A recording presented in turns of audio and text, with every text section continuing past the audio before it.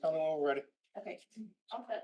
Thank you. Good evening. I'll call to order this Fairfield Plan and Zoning Commission meeting for August 12th. Let's start with our meeting minutes from August 5th. This is who we have for today, so Commissioners Delgado and Seaver, you guys up to speed? I just don't remember. Paul, is everybody up to speed? Let me just ask that generally. I was not here, so I will not be voting in favor. No, that's fine. Okay, that still gives us a quorum. I had to recuse myself on one of them. Do I still vote on the minutes? Oh, boy. I think on the minutes, you're okay doing I it. think you're fine on the minutes because Yeah, it it's not shows that that- you're recused for that item. Yeah. That's right. Okay. So may I have a motion for the minutes for August 5th? Commissioner Seaver. A second. Delgado. Any comments on the minutes, questions? Gentlemen, anybody else? On the May. Let's do a vote. All those in favor, please say aye or raise your hand. Four, and I assume Commissioner Harrison, you said you're abstaining. Abstain, yeah. Four in favor, one abstention. Our old business is the zoning regulation amendment application of Town of Fairfield to reformat the existing regulations with tables and reorganize the existing language into more orderly sections. Revisions to the content have been made only to be compliant with statutory changes per section 8-2 of the Connecticut General Statutes. Sarah, anything to add to that? I don't have anything to add, but obviously I know it's a pretty lightly attended meeting tonight. So if you want to put this off for, a few meetings out in the future, we can talk about a date within the time limit as appropriate. Let me ask this from Commissioner Harrison. Are you up to speed on? You're not. Not entirely, so I'd like more time. No, that's fine. I mean, it's a big item, yet I don't sense any, I sense consensus on it, but why don't we wait till we have a bigger one? Can I have, for that reason, can I have a motion to table? LeBron, Motion to table. thank you. Is there a second? Commissioner Harrison?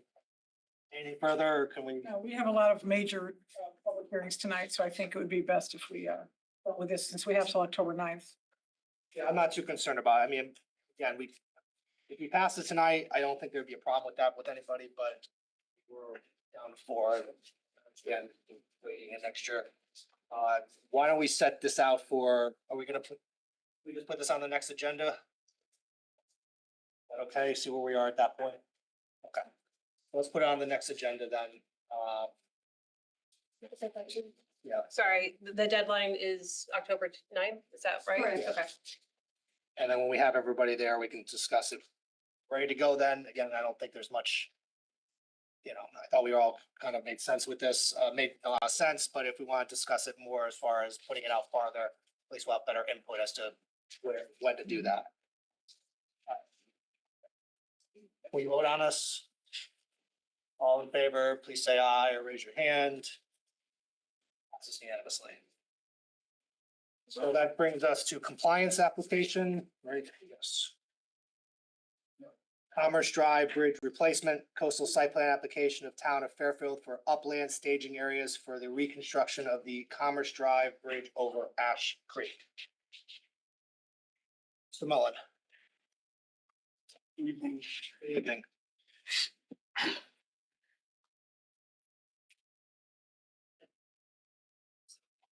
Hello. Sometimes you have to wait just a second. It looked like it's. Try pressing the button again. What did I do? Maybe change I'll batteries. speak loud. Okay. Good evening, ladies and gentlemen of the commission. My name is Jonathan Mullen, Assistant Planning Director for the Town of Fairfield. For you is a coastal area management site plan review for a project to replace the Town of Fairfield is proposing to replace the Commerce Drive Bridge number 04225 that spans the Ash Creek, spans Ash Creek at the town line between Fairfield and Bridgeport. The proposed bridge replacement, which at the time of the writing, had already, some of the construction had already commenced, includes the following activities.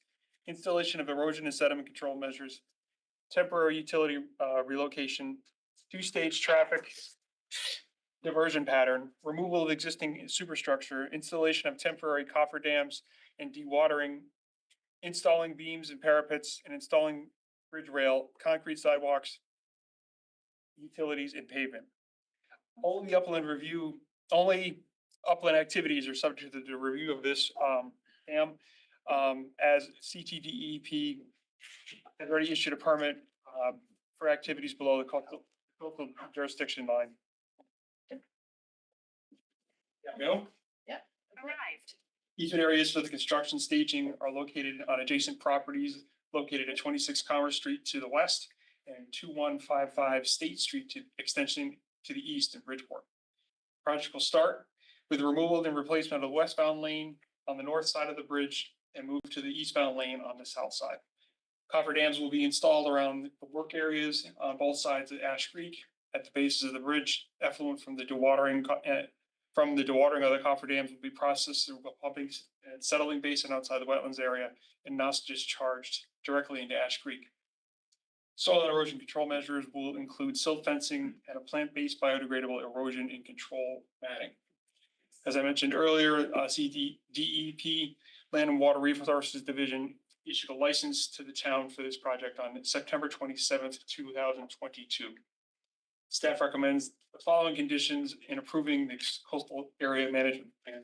Soil erosion and sediment control shall be included on the project plans and installed and maintained during the entirety of the construction project at the subject site. And I'll answer any questions if you have any. All right, let's get a motion on. I have a motion, please. Commissioner Braun, is Welcome to approve. there seconds? Commissioner Siebert, seconds. Commissioner Braun, Couple of questions. So, the resources that could be affected by the upland portion of this project are what? That's just, The stockpiling and staging of the equipment. That's the actual bridge itself, the part that goes on the land.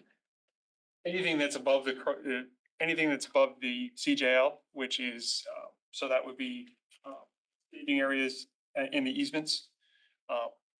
CGL is mean high water. Is that That's the another- coastal jurisdiction line, and the coastal jurisdiction line, the mean high water and the flood zone are kind of all almost coincident in this map.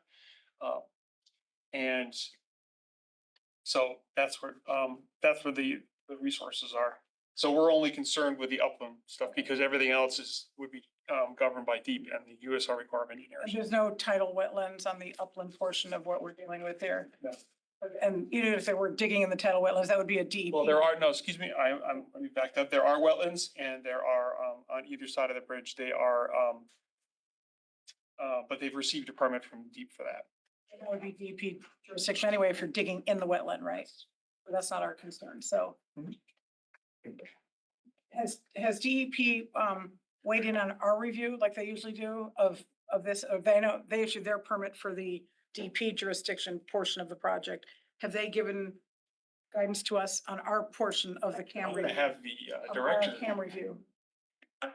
So as this is primarily a town project within town public right of way, we made the determination that DEP referral was not required for this since DEP had issued a permit for the resource that's primarily under protection, which is, the Ash Creek at this area. So it seemed a bit redundant to refer this up to them when they had issued a permit that had very specific protection conditions in place for their license. So this is redoing a bridge that's already there, obviously. So you're not expanding any impervious surface or anything like that. Correct. Okay, thank you. Okay. Commissioner Siebert, anything? Questions, comments? Okay. Other questions from the commission? Straightforward. Can we put this to a vote? Pretty straightforward. All those in favor, please say aye or raise your hand. Yes, I saw 5, right? Yeah, there we go. 5 hands passes unanimously. Thank you. Thank you, Mr. Mullins. All right, moving on to our public hearing. The first 2 items are the same, I believe. Attorney Bellis, you've got the first two items?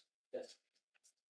So I'll call zoning regulation amendment application of Primrose Development LLC, contract purchaser for a revision to the zoning regulations to add section 5.5.1 Black Rock Affordable District to allow for the construction of affordable multi-family housing pursuant to section 830G of the Connecticut General Statutes. 4221 Black Rock Turnpike, application of Primrose Development LLC to rezone parcel located at 4221 Black Rock Turnpike to the Black Rock Affordable District zone on land presently zoned as residence triple A. All right, good evening. Good evening. Did you just turn it off? I turned it on. You got- Yeah, we're good. I don't hear it. Coming in? No, it's not working. Is the light on? I don't see a light. All right, let's try this again. There you go. Okay. I have 18 seconds. Wrong way, right? And the battery goes out. Good evening. For the record, I'm attorney Stephen Bellis. I represent Primrose Development. Before I have our witnesses speak, I'll just remind you that a couple of weeks ago, I did an opening remarks. I'm not sure if all of you were here or not, but there was two questions raised by commissioners, and so I just wanted to let the record reflect that Commissioner Levy had asked me a question about projects that Primrose Development has done. So I submitted and uploaded a letter. There's probably, I think, off the top of my head, maybe like 400 units that they still control, and they've been doing this for a very long time. It's outlined in the letter. So Primrose Development has done extensive development, and a lot of it is, or some of it, I should say, is part of 830G, and others are just apartment buildings. The second question came from Commissioner Randolph. He had asked me about the text amendment. And the reason he asked me that was just so everyone remembers, I'm only here tonight asking for a zone change and a text amendment with conceptual site plans. If the zone change and the text amendment were to be approved by this commission or later, if need be, by a court, we would still have to come back with final site plans. So Commissioner Randolph asked me to take a look at the text amendment and tighten it up so that the commission would feel comfortable knowing what they're going to get with the final site plans. So I bulked up the bulk requirements, no pun intended, under 5.7, being much more specific. Maximum number of apartment units, 204.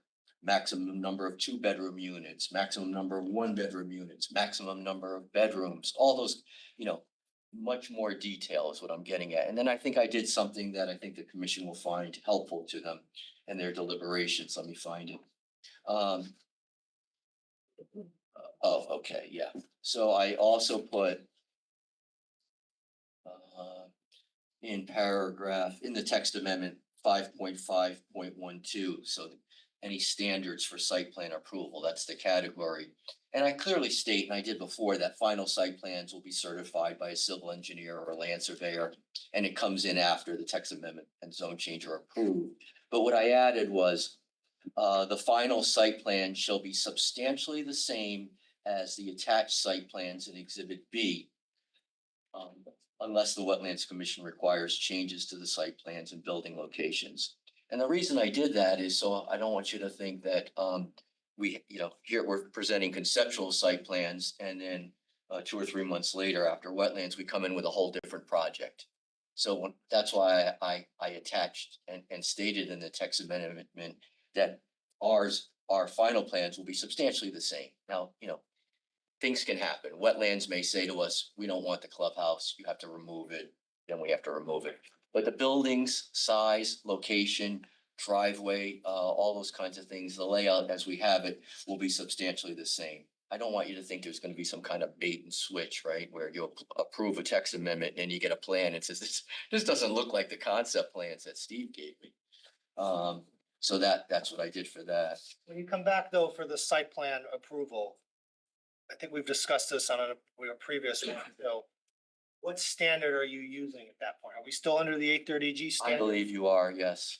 Yeah, I believe you are. The regulation, because we've had other applications with the something similar, an 830G regulation amendment. And in that regulation amendment says anything that comes to us under that regulation is subject to 830G standards, you know, not impair the health, wealth, safety, Yeah, that the kind of stuff. standard, the standards. Standard considerations. I could certainly put that in to make sure it's I crystal. think, yeah, I mean, I Yeah. mean, that would be clearer, because what I Yeah. don't also want is not just you or anybody who, if this regulation were to be passed 5 years down the line, Yep. come in and say, well, I don't see that in there, so Yeah. let's. I have no problem making that clear, but that is my position. And I think if I didn't state it, I'll state it again, that the final site plan is under the stain. I've also submitted a case, I think I gave it to Emmeline, that said that if there is a protest petition, I don't know whether there is or not in this case, but if there is one, that Judge Berger, who was the head of the Land Use Commission in Connecticut, in a case said that the supermajority did not apply to a vote for your commission. Because the standards, as the chair has enunciated, is whether same standard for 830G. Now, that case is a Superior Court case. Judge Berger is a Superior Court judge. And although I think was the head of the land use, and I think it's a good case, but it's not an appellate or Supreme Court case, so I can't tell you that it's the binding law in Connecticut, right? But I mean, for us, it's Something. compelling, I think, right? Yeah, I believe so. Jurisdiction above us, whether it's Yeah. to another Superior Court judge. No, I just wanted to point that out. No, that's fair. So that With case is, respect to the regulations, though, it was also, this has come up now twice with you as well. Would you be amenable to a sunset provision, though, if, again, I it's, don't remember discussing this, but go ahead. no, we haven't, I'm bringing it up now. Oh, okay. Something that just came. I don't know what that means. You know, just like any other sunset provision in a law, that after however many years, you know, if you don't, for example, if you don't build it, you don't use the regulation, it It would sunsets. revert back to the Expires. underlying zone that we have now. I mean, I think what you're doing is by all accounts, this district is only for this parcel, right? It is. So I mean, it just goes away, so to speak. It depends what how long the sunset provision is, but yeah, generally speaking, I don't think that I'm opposed to that. I'm not trying to have something hang out there for 25 years and not be developed. 1 week too little, you know, 10 years, maybe that's more Yeah, appropriate. it would make more sense. Yeah. Commissioner Braun, you had a question? Yeah, so the case that you submitted last time, I agree, it only talks about whether a protest petition would be applicable to an 8-30G type of Correct. analysis. Yeah. And that's Superior Court, and that was never appealed further, so it's unsettled law at this point, in my opinion. Yeah, I don't know if you call it unsettled, but I'm not sure if I know of any other cases, to be honest, that go the other way. And one question that I thought that had come up last time was, how do we do an 8-30G type of analysis without a final site plan? This is not final. I don't know what substantially the same means. I know you put some verbiage in here that it should be this similar to what you have, but it's not a lot of detail. How much detail are we gonna have so that we can properly assess any type of harm to the environment? Yeah. Flooding. So, no, I get it. safety, Traffic, et cetera, when we only have a concept, a site plan. So, obviously, as you know, the state statute specifically says that an applicant can submit, and they use the word conceptual site plans. And then they state what has to be on the conceptual site plans. And I'm doing these from memory, but the location of the buildings, you know, where the parking's going to be, if there's any internal roads, that should all be shown. And then there's regulations under 830G, not the state statute, but the regulations that say the same thing. And I'm paraphrasing, and they're saying you don't need as much detail as you do in a full-blown final site plan. You only need to have enough so that the commission has a flavor for what you're asking for, as opposed to just doing a text amendment and a zone change and not giving you anything at all. So, and then there's a case, I think it was Eureka, maybe, that could have been versus Ridgefield. Isn't it? Like I don't 20. know what old is, I'm old. You older than me? I don't think I so. think it's like 20 years old at least. Oh, that's nothing. Eureka basically says same thing. You can, and there's other cases, the same thing. The reason developers submit conceptual site plans are for a couple reasons. One, time constraints. Here you have a moratorium in your town. So, we didn't have the opportunity to get everything put together, go to wetlands and come with a final site plan, and drainage. But to the chair's point, we plan on doing that right away. You know, we're gonna go to wetlands. We're preparing that application now. So it's not gonna sit for very long. Just, I don't know if you tried to answer this. It seemed like last time I raised the issue of, isn't this just an end run around the moratorium? No, I don't think that. You're going for an application for an 830G, but you haven't filed it yet, and we have a moratorium now, so now you're doing text amendment and the zone change as a way of shoehorning in what's basically an 830G application that hasn't been filed yet. No, it's been filed. This is 100% an 830G application. But it's not, but the application hasn't been filed, just a concept has been No, the filed application is filed. The application is, for a concept. no. The application is for a zone change and text amendment under 8-30G with an affordability plan, Mhm. okay? The only thing that you don't have is what you're pointing out is final site plans, so that you would approve final site plans You later. don't have an application for a site plan to be approved under 830G. That's what you don't have yet. I don't have a final certificate of zoning application for, Okay, that's what I don't have, but I have, and when you do, it won't be filed under 830G because we have a moratorium. no, it will be filed under 830G. Can't, we have a moratorium. You can agree to disagree. He's gonna file, what his plan is, which we saw last time, is if he gets the regulation amendment, if, of course, he's not It's gonna an file it under the statute, he's gonna file under the regulation. So when we review that, we are not bound by 8-30G. No, you are bound by 8-30G.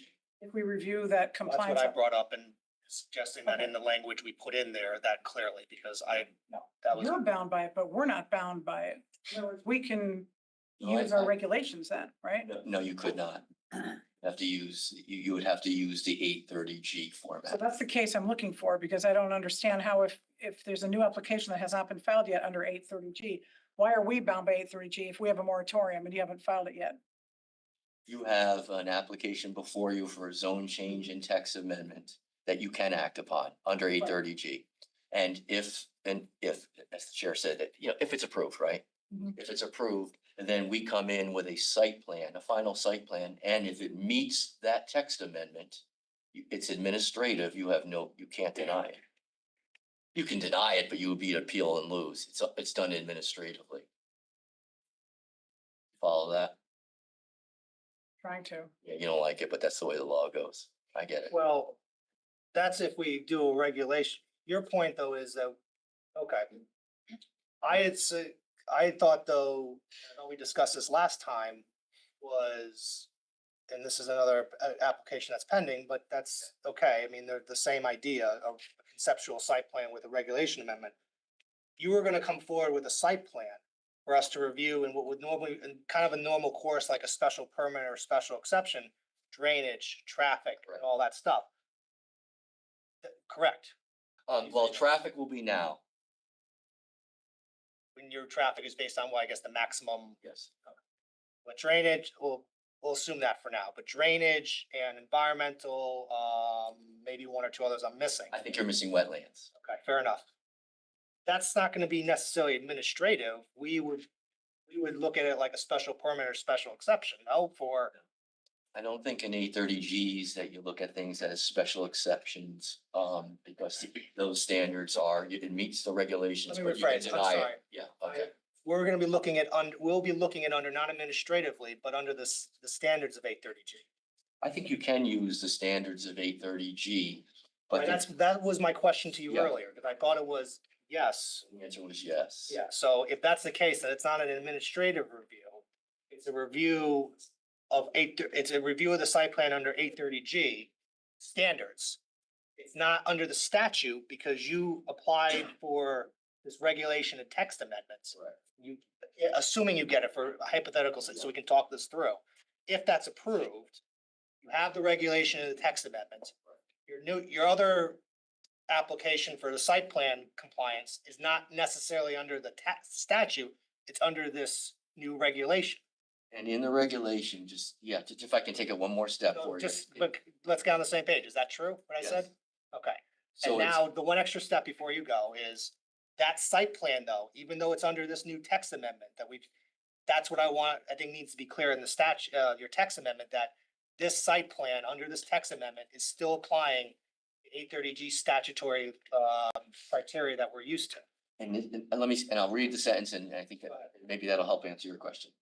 5.5.111.1, this is under standards for zone change approval, right? So it says the development project conforms to the purposes set forth in sections 5.5 and Connecticut General Statute 8-30G, that's the zone change.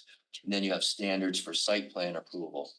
And it lists what has to be provided for the final site plans. They have to be certified by a civil engineer.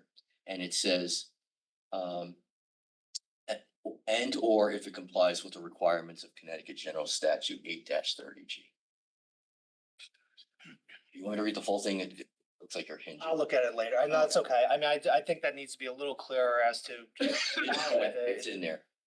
All right, I'll look at it again. And then it has the final site plans. I just want to make sure that you and I understand your position at least, let me put it that way, that this site, if this text amendment is approved and a site plan comes later, we are reviewing it under the text amendment, Correct. but applying the 830G criteria. I think that's fair. Now, you threw me off before when you used the word special permit. That's why. No, that's fine, but you said it administratively too, Yeah. and that's where this is not, Not a straight administrative, this right? is not a straight, and this compliance can't be a straight administrative. You're right. Okay, that's fine. So, Go ahead. so this text amendment does not have anything in it that says our commission is not allowed to review this text amendment in relation to that project. So, in other words, if we feel that there's a fire hazard, we can still deny it based on that, right? The text amendment, you mean? Well, the text amendment doesn't take away any of our authority, right? You're going, oh, how can I It's say? just allowing you to build this type of development up north of the parkway, basically on this lot. You need it for financing purposes. That's all. You don't need it to get us to approve your Oh, project. No, that's not true. Okay, I think that I need the zone change and the text amendment approved under 8-30G using the standards that you're all familiar with. And then assuming it gets denied, I then appeal it under the 830G standards, right? On the appeal of flipping the burden of proof and all that nonsense. that's the text amendment and the zone change. Correct. When you come in for your application, You keep saying application, when I come in with a final site plan, but we have discretion when we review your site plan. kind of what the chair was saying. Right. So when we have Under discretion, 830G discretion. but it's no longer 830G. That's what I know, we're saying the same thing though. Is there anything in here that says we are bound by 830G when you come in with your final site plan? Yes. Where does it say that? Because I'm not inclined to take away our authority today on something that's gonna happen in the future. The With finals, Moratorium. This is an end running around the moratorium. That's how, the only way I can look at it. it's not an end run. It's done all the time. Conceptual site plans are allowed by the statute, regulations and case law, so that's not an end run. I'm just following the law. To answer your question, the final site plans Where is certified. that in here? Sorry. I'm reading from Standards for Site Plan Approval, 5.5.12. The final site plans certified by a civil engineer or land surveyor shall be separately filed after the text amendment and zone change is approved if it complies with the regulation means this regulation, and or if it complies with the requirements of Connecticut General Statute 8-30G. Nothing in here says our authority is limited, though. In other words, if I'm looking at a new application, even if it's going along with this zone change and this text amendment, it's a new application filed after the moratorium went into effect on April 1st this year.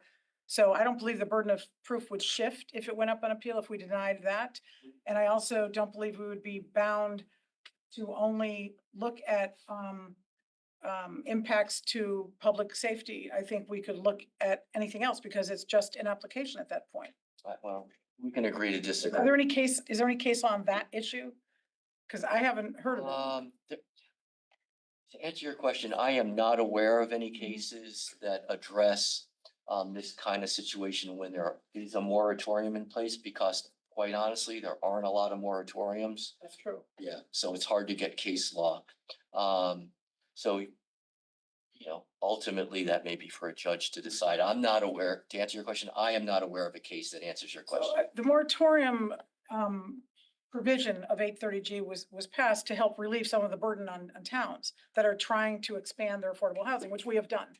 We've expanded our affordable housing, I don't know, 50 or 30 or 40% since the law was passed 35 years ago, so according to the definition in 830G. So this relieves the town. So this end run around it kind of defeats the whole purpose of working hard and getting all those projects in place with certificates of occupancy issued to get a moratorium. If somebody can just come in and do a text amendment zone change, and then we are bound, unfortunately, by the 830G standard where the burden of proof shifts to us on appeal.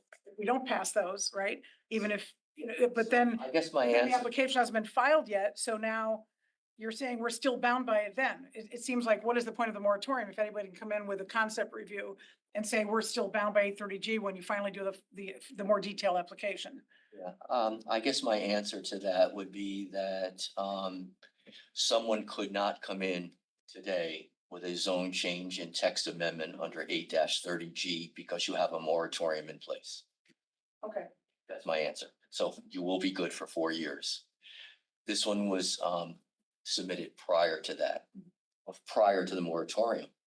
That's the difference. I understand that. Okay, fair enough. So I think Why don't we get on to your witnesses then? I will. Thank you. So let me start with introducing to you, John Geddes. He can go over the building, might need some help with putting things up on the screen.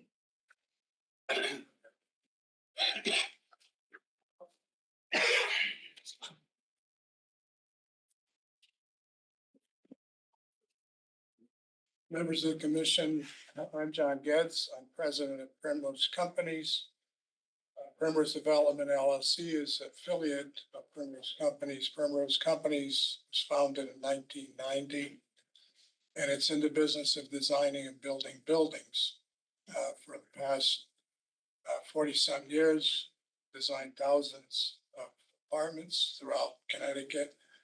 We currently have 400 apartments under construction, both in Shelton and in Bridgeport. I just want to give you a small history on this site. I began the program on this site about 8 years ago.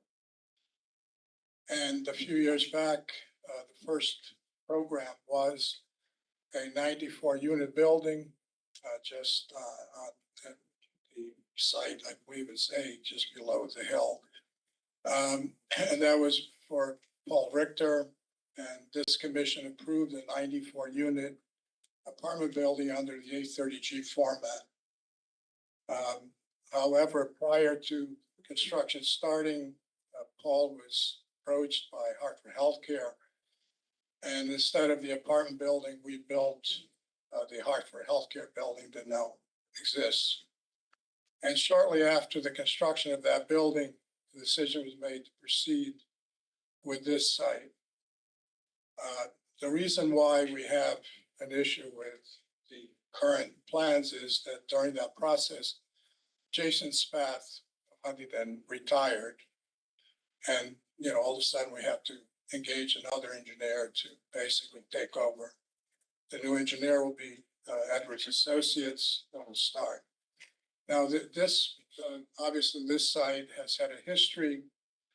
There was a conservation easement placed on it some years back, and left some areas where development could happen. And if you look at the plans that I prepared, you'll find that the buildings are sort of half moon shaped, and that is the reason for it is to basically blend in with the contours of the site. And again, as you see that, the road goes up, you have 3 buildings. Each building has 68 units, of which out of the 68, each building has 42 bedroom and 28 one-bedroom units. There are no dens. In these buildings, just strictly, basically, the living space without just basically either 2 bedroom or one bedroom. There are no efficiencies. They're, again, just 2 bedroom and one-bedroom buildings. I mean, apartments. Now because of the contours of the site, the way that it was designed, you have 2-level parking garage. One enters on the beginning of the building. The second level enters on the upper. So there's 2 levels of parking garage and then 4 units of residential on each one of the buildings. The maximum heights are that you have basically 50 some feet on the lower level and 76 feet on the upper level. As I said, the buildings are, 4 stories above the parking, 4 residential stories. But, the setbacks for the buildings, again, this is a 14 acre site.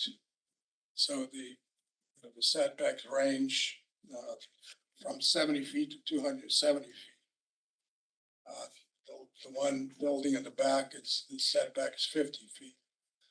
Most of the buildings, the fronts of the buildings are one grade, the back of the buildings are another, but yeah, it was designed to minimize the type of blasting and that would have to happen.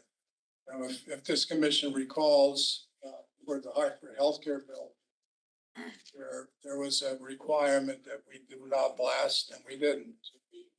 This, the rock is shale, so we were able to basically hammer it with excavators and remove the rock without having to blast it. So again, I don't know what else I can tell you, but if you have any questions, I'll answer. Where is the Hartford Healthcare building? It's just below where Around there, thank you. the parking lot is, the lower parking lot.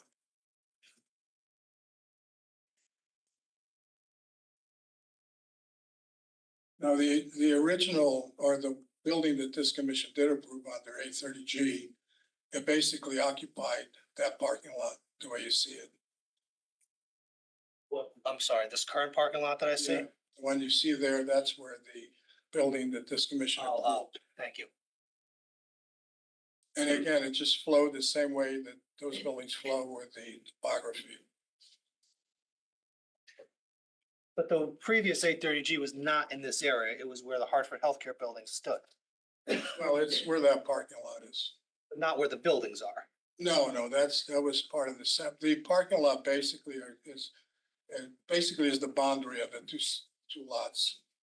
All right, because that was my next question. I looked up the address and I thought it brought me to Hartford Healthcare. These are 2 separate lots. That's correct. Okay. At one time, it was one property. And then it was, I think it's listed as, lot A and lot B. Because when it was separated or subdivided, it was subdivided into 2 parcels. And that parking lot there, though, is for Hartford Healthcare or for these 3 buildings? No, the parking lot you see, that's a Hartford Healthcare. And I think that depiction is not the final depiction, because these drawings that you see were prepared by Jason Spath, and they were prepared prior to Hartford Healthcare. I'm confused. Yeah, me too. Let's go Commissioner Harrison and Braun. So the one where Hartford Healthcare, that's 4185 Blackhawk Turnpike, right? I believe so. Okay. But we're talking about 2 separate lots, right? Correct. Okay. You are correct. And that first development was approved by this commission that was 94 units, right? But it has nothing to do with what we're talking about tonight, right? Would not approved on parcel B, no. It wasn't.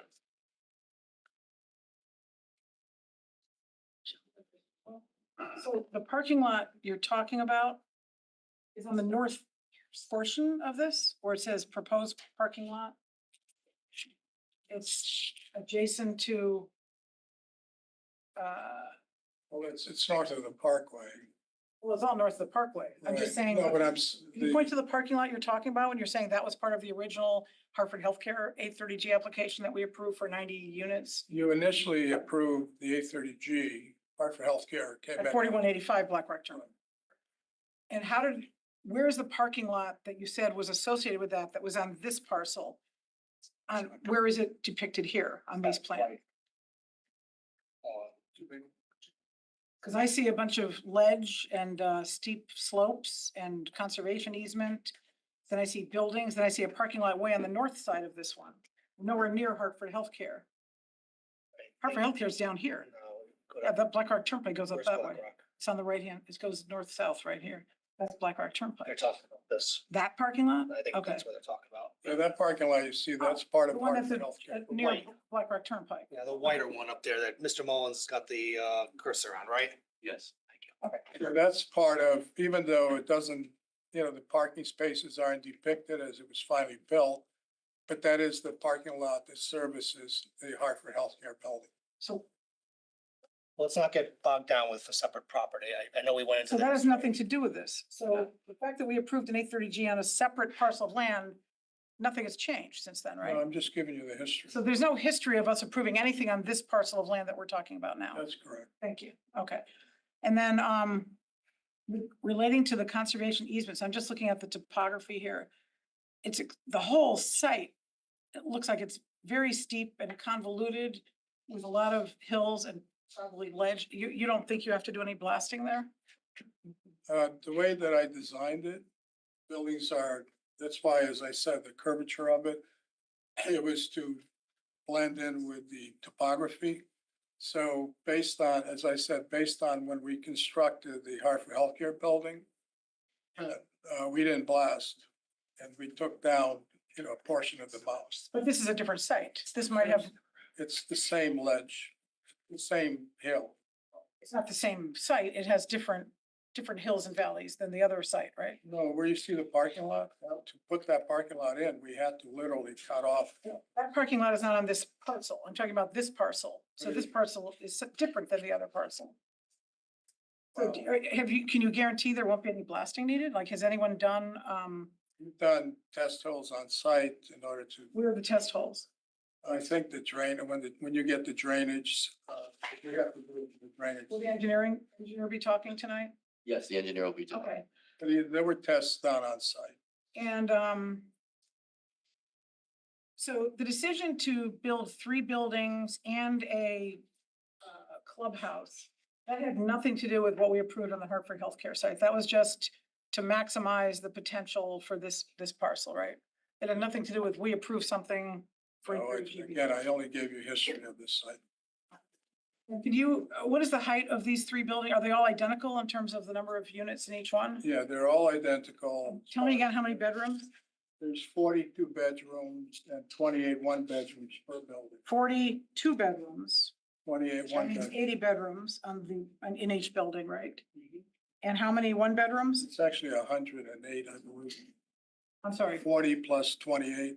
So there's 21 bedrooms in 80 each? plus 20 would be 108 per building. Let me say that slow. Can you explain again, how many 2 bedrooms and 1 bedrooms are in each? 42 bedroom, 42 bed, that's 80 bedrooms then. and then there's 28 one bedroom. 28 1 bedroom. So there's 108 bedrooms in each building. And what is the height of each building? The highest portion of any of the buildings is 76 feet. 76 feet? Is that the average height or is that the The height? average height is it's basically 66 feet. And does that include, I assume there's elevators? Does that include the elevator apparatus that goes above the No, roof? there's a projection. How much is that projection? Generally, the projection tends to be about 12 feet. 12 feet? And what about HVAC? Is that on top of the buildings also? That's correct. How many, Buildings have a parapet around them. I'm sorry, say it again. The buildings have a 3.5 foot parapet around them. provide the Okay. HVAC equipment. And how high does the parapet go? Is that part of the 76 feet? 3'6", yes. Okay. And how many HVAC units are on top of each roof? 48? I mean, I'm sorry, in the same number. No, we, basically There's 80 units in each one, right? sorry, 80 units in each building, right? 68 units per building. I'm sorry, 68. Did my math wrong?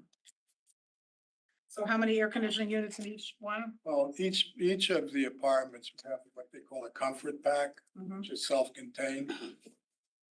You know, in each apartment. So the HVAC units would be associated with for the corridors. What's the average size of each unit? It's normally 750 square feet for a one bedroom, 1,000 square feet for a two bedroom. Those are pretty small. Yeah. You know, is there a reason why they're so small? It's just the average units that we built. And this is for rent, these are not condos, this is for rent? And then the clubhouse, what's the height of the clubhouse? Well, that's just basically 1.5 story the hill, but again, the clubhouse is going to be subject to inlet wetlands because there is a small wetland area behind it. And if the wetlands commission decides that, you know, that they don't want to approve it, then it will be eliminated. Is that within the 100-foot wetlands buffer? Are any of these buildings within the 100-foot wetlands buffer? The buildings are, that particular unit, clubhouse is not. And there's conservation easements. Could you point out that on one of these plans? It's, if you look at the site plan, it's a hatched area, which is, I Uh, believe about either 8 or 9 acres. And when was this, so this was never, See the hatched area? is that on this parcel or the other parcel? That's on this parcel. And did these, why, and what was the reason for the conservation easement being granted and when was that granted? Was that associated with the development of the other parcel? No, I believe this was, I don't know the history of it, other than it exists. And it was set up, to buffer the wetlands that were up there on the hill. This may have been associated with, when property was operated by the plant factory. If you remember, it was a nursery there. Were both parcels plant factory parcels? So this was one parcel at one time or owned by the same people? Yes. So yeah. Is the conservation easement, does it? It's on the land records. Right, I understand that. I'm trying to figure out how far away the buildings are from the actual wetlands, or if they're inside the upland review area, the 100-foot upland. Because back then, when they did the easement, we might not have had that size upland review area. Well, I think you'll find that most, the way that they set it up, or in some areas, it's almost 500 feet away. Because the wetlands are small areas and yet the buffer is humongous. Is this survey scaled? Just I would assume as much as well, but Yeah, but I mean, I can, for purpose of the commission, we can have Jason Edwards actually provide dimensions to the wetland areas. But I can tell you that the amount of wetlands on the site is minimal, and yet the buffer, it was meant to do, more than just protect the wetlands. It was meant to be a protection of the wildlife. It looks like the 3 buildings are built on top of a steep hill. So you're doing, Yeah, the buildings are being tucked into the hill. But as are I they said. dug into the hill? Or- Yeah, so the front of the buildings, if you look at the elevations, you'll find that the back of the building, 1.5 floors are underground. Of the parking area, Right. not the living area. No, the park area. And is each parking garage built then into the hill and that's one building? So that's probably the most extreme buildings, because this one is the one that goes up the That's hill. building 1, and where is that located on the plans? That's at the beginning of the site. That's closest to Black Rock Turnpike. Right. So as the grade goes up, the intent was to minimize earth moving on the site. So in this particular case, on the lower end is 76 feet, on the upper area is 66. And then in the back, that the entire building is built into the hill. And that's why you have the curved, is to minimize the amount of earthwork that needs to be done. And the other buildings similarly are built into the hill where part of the building is, The other buildings, can you show all of them?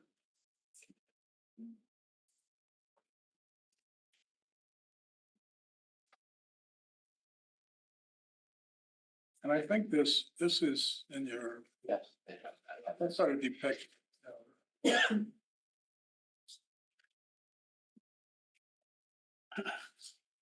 And the parking, there's two levels of parking garages in each building and is there a separate one in the clubhouse There's parking on site, outside? outside. Surface. The actual amount of parking spaces, and again, it may be more than are gonna be needed, and once we get into the wetlands and so forth, some parking may be eliminated if they determine it. Because right now, the way I design these buildings, we have, total number of bedrooms, 324 on the 3 buildings. However, the number of parking spaces, they see, I remember 408, but I could be nuts. yeah, no, it's 408. So the way it was, the way that I put this together, we actually I have,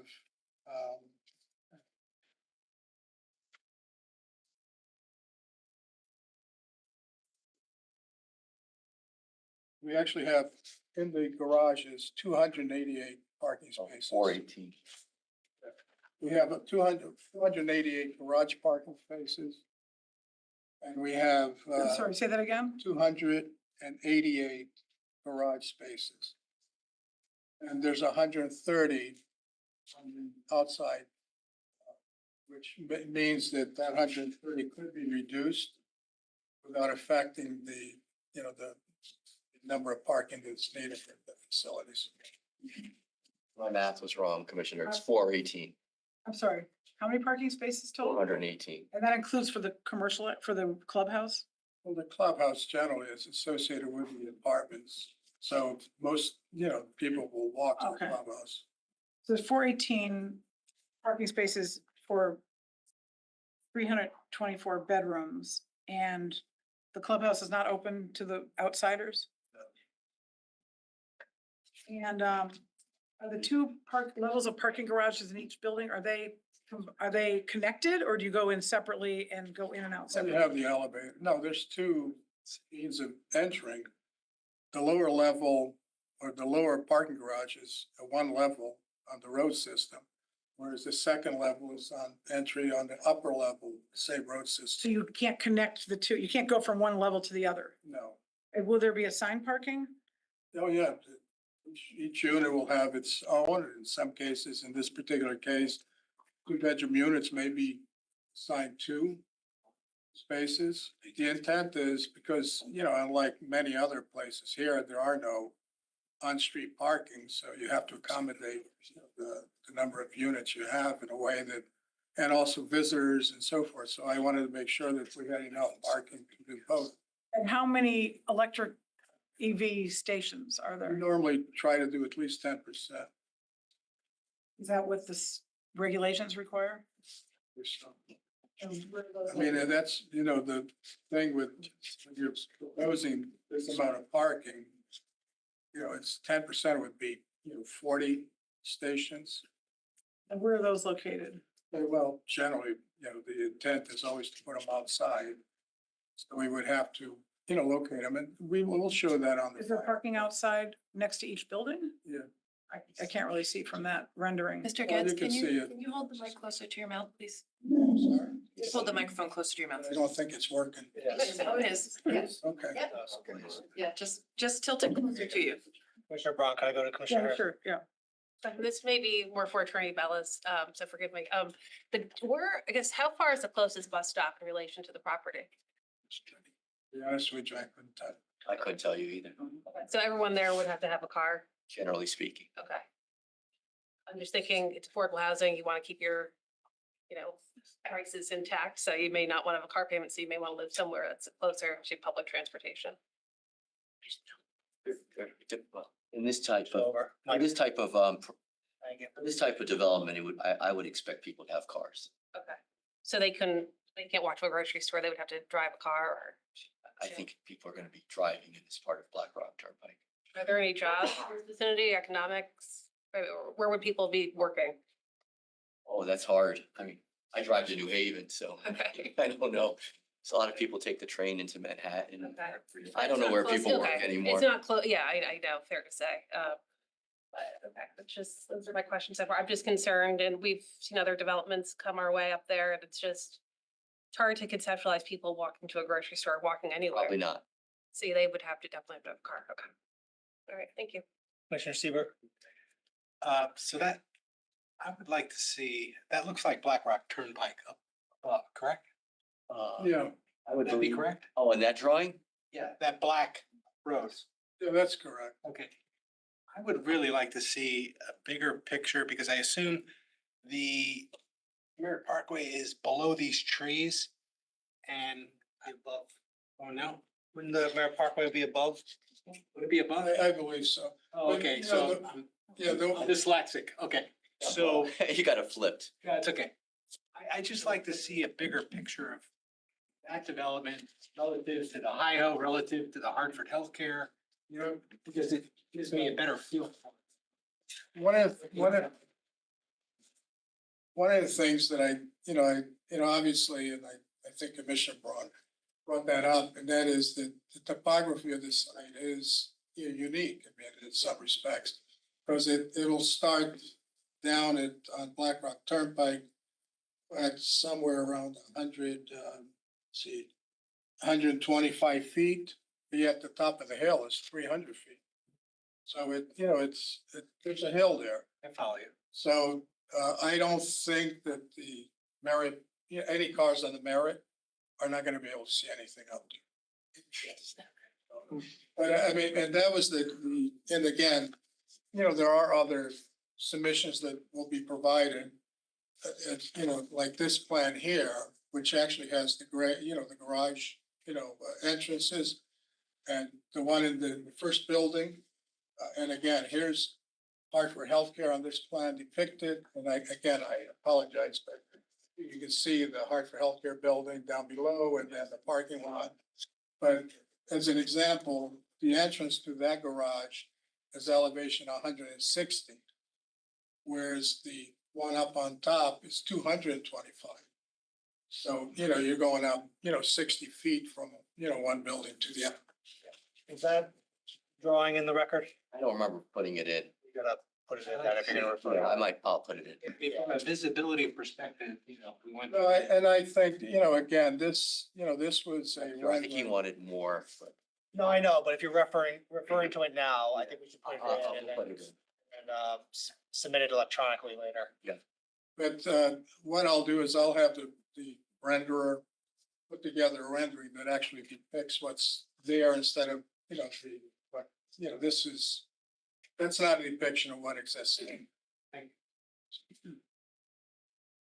Commissioner Barnes. So the So we only, can move on to the next. oh, I just want to ask Go ahead. one question. So the only site plan we have is what you physically handed out and the one that you showed up there?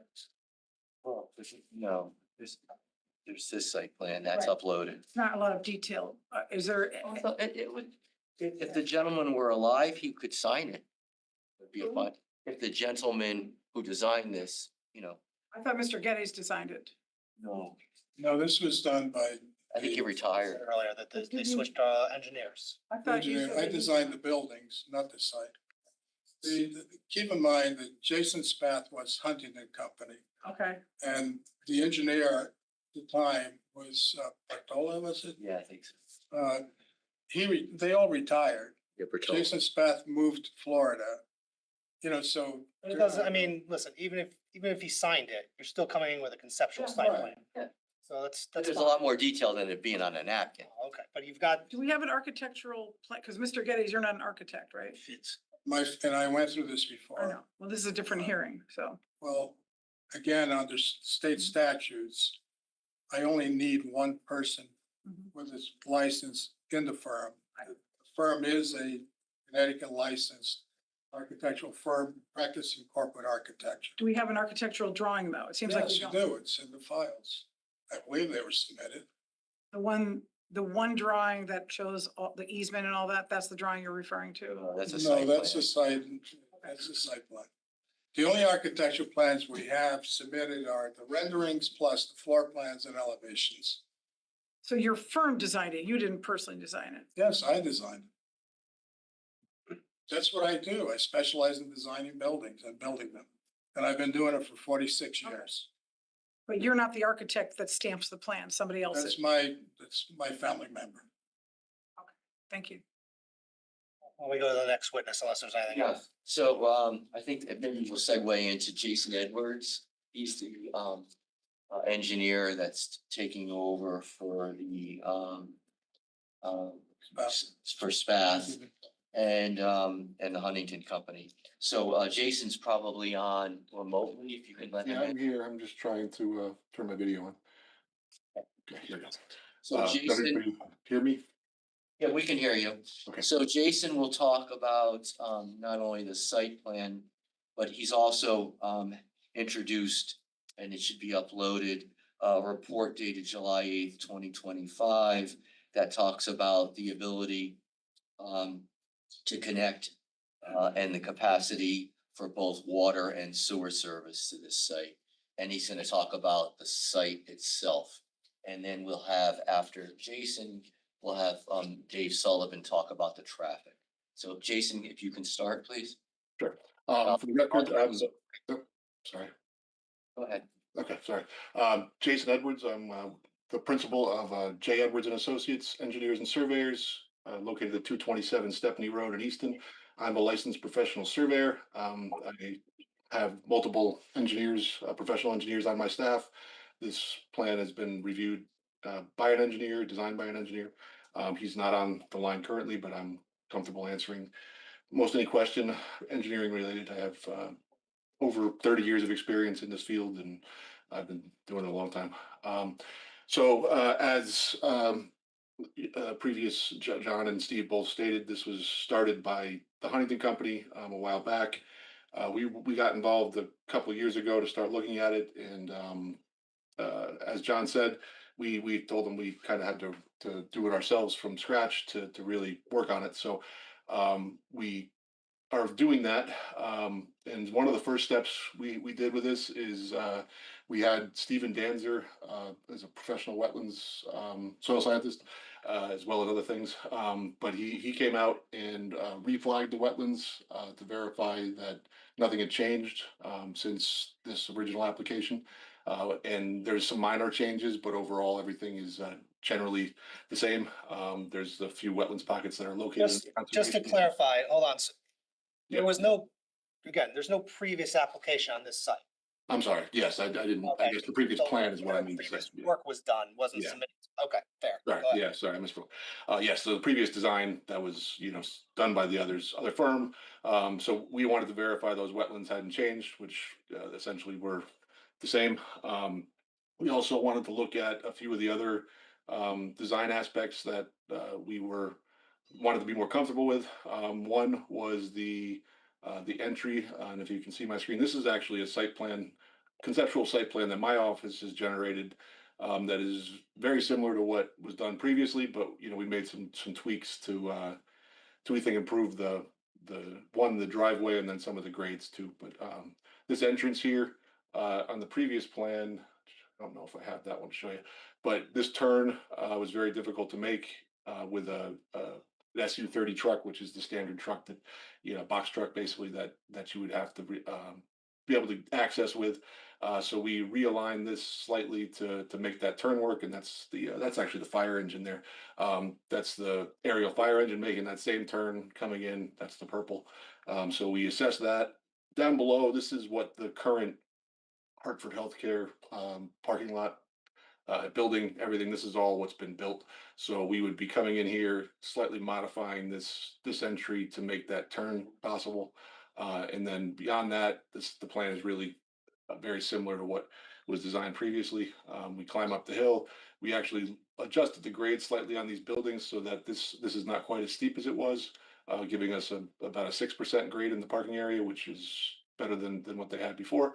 But in the end, it's not drastically different than what they had done before. We also looked at the stormwater retention system that had been designed previously. The state standards have changed, so we do have to redesign that. But based on what had been done before, we don't see any issues being able to accommodate stormwater management under current standards. This area here is a large infill as it comes up, so we can put underground chambers in this area, large ones that'll accommodate a lot of the stormwater flow.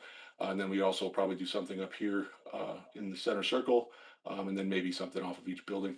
But we don't have any anticipated issues with making that part of the site work. Same with sewer and water. There's adequate capacity based on other applications that we've been involved with directly in this area, tying into the same sewer system. I think it was only about 30% capacity based on another application we had done, and adding this flow to it won't really have any impact on the sewer capacity. Conservation easements, as John had said, are already in place back here, so we're staying, maintaining separations from those. From the wetlands, we've got about 140 feet, I think, in this area here. The only wetland that we're close to is this one in the center, which we'd have to get wetlands approval to work there. But that we can work around that. If we don't get the approval, we can adjust some things to stay farther away.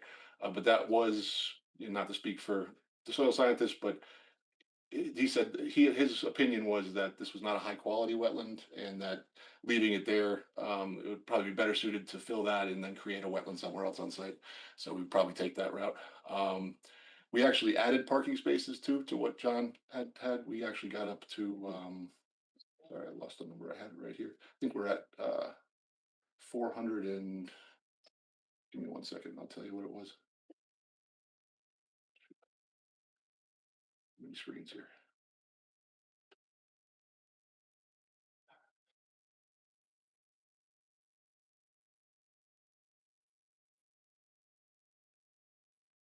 We had 154 surface spaces and 288 in the garages, which gives us a total of 442 spaces.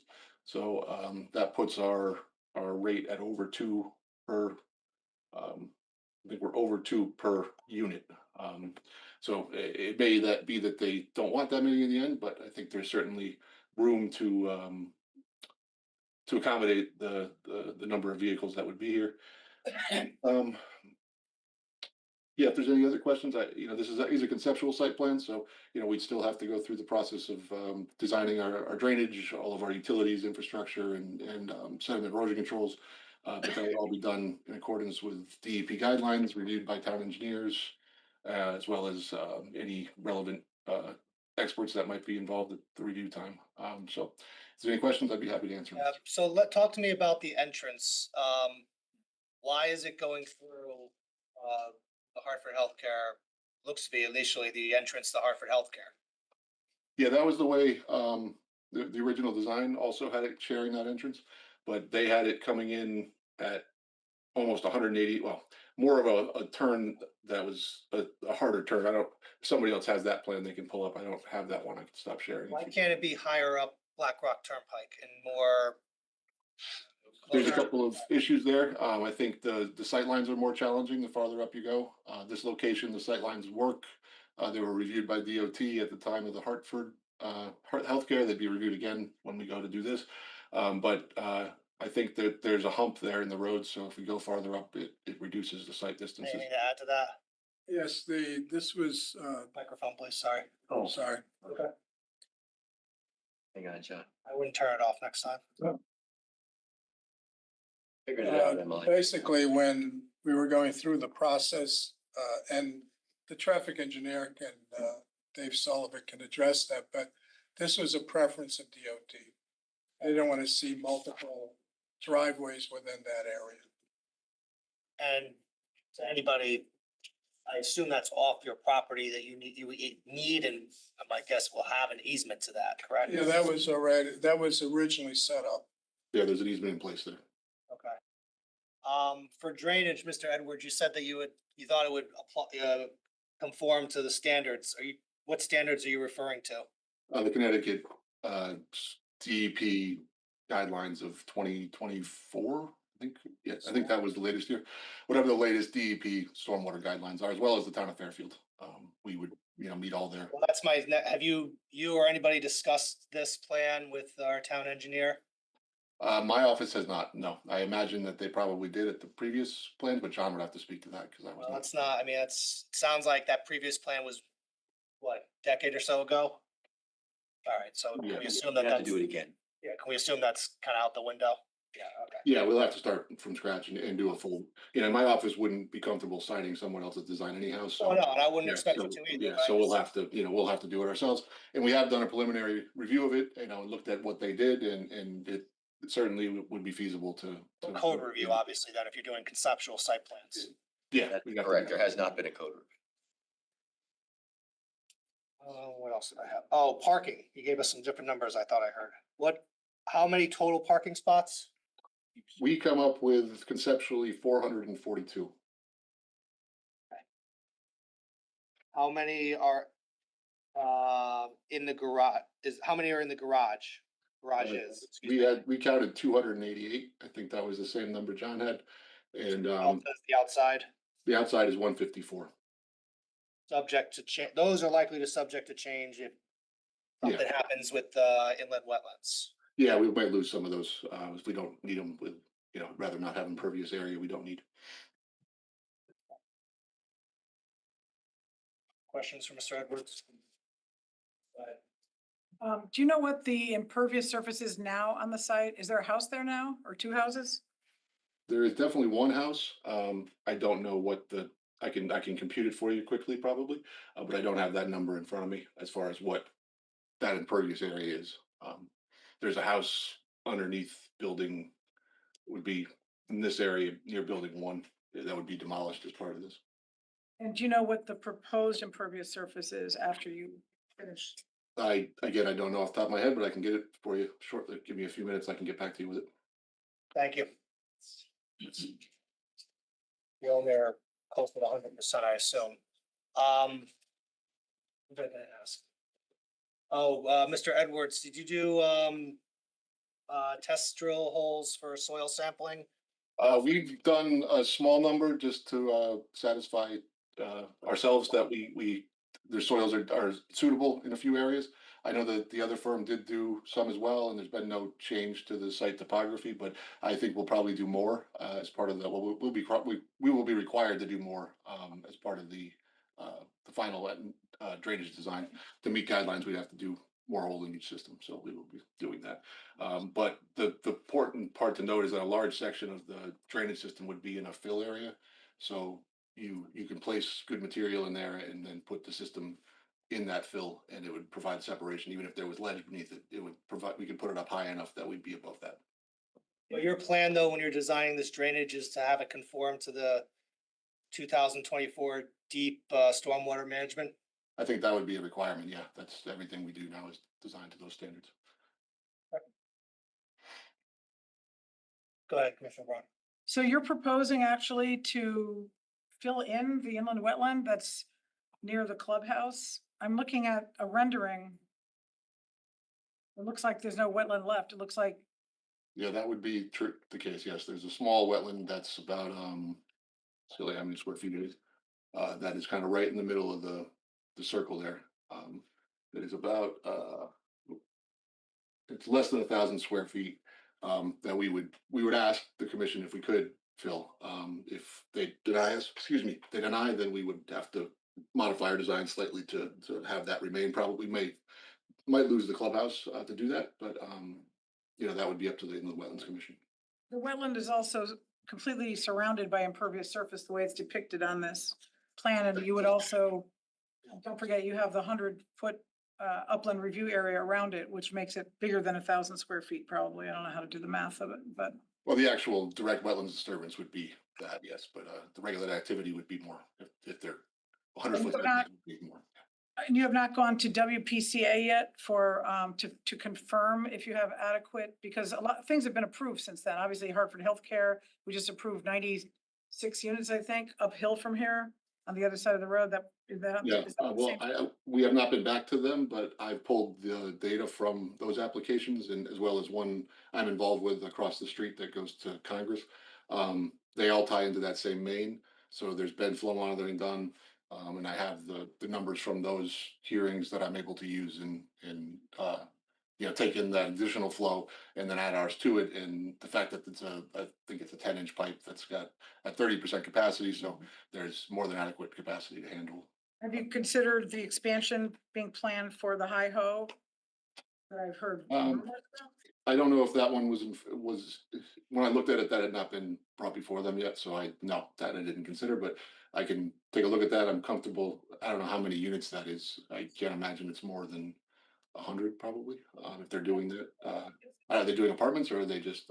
I don't know. I've just heard I don't they think flipped they're- the property. They're gonna expand it. They just got an expanded parking lot. That's all it's been. So you've already Jump in for factored, Confirm something though. pardon me? Can I jump in to Sure, confirm yeah, something? yeah. Thank you. Mhm. So just based on this text, the zoning change, the text regulation, text amendment, and this conceptual site plan, those will lead to the destruction of at least one wetland. Well, that is as, if we were to build it exactly as depicted on this plan, yes. I believe it would, but that is all subject to inland wetlands approval, and this is just a conceptual site plan, so it could be, there's no reason this could not be revised to save the wetlands and still have a very similar plan. If you revise it, and I guess this is gonna be a question for I guess, everybody. If it's revised to save that wetland, how does that affect the regulation? It should be. Text amendment? Yeah, well, go ahead. A text amendment has the maximum number of apartment units. That's what it has in it. And it has a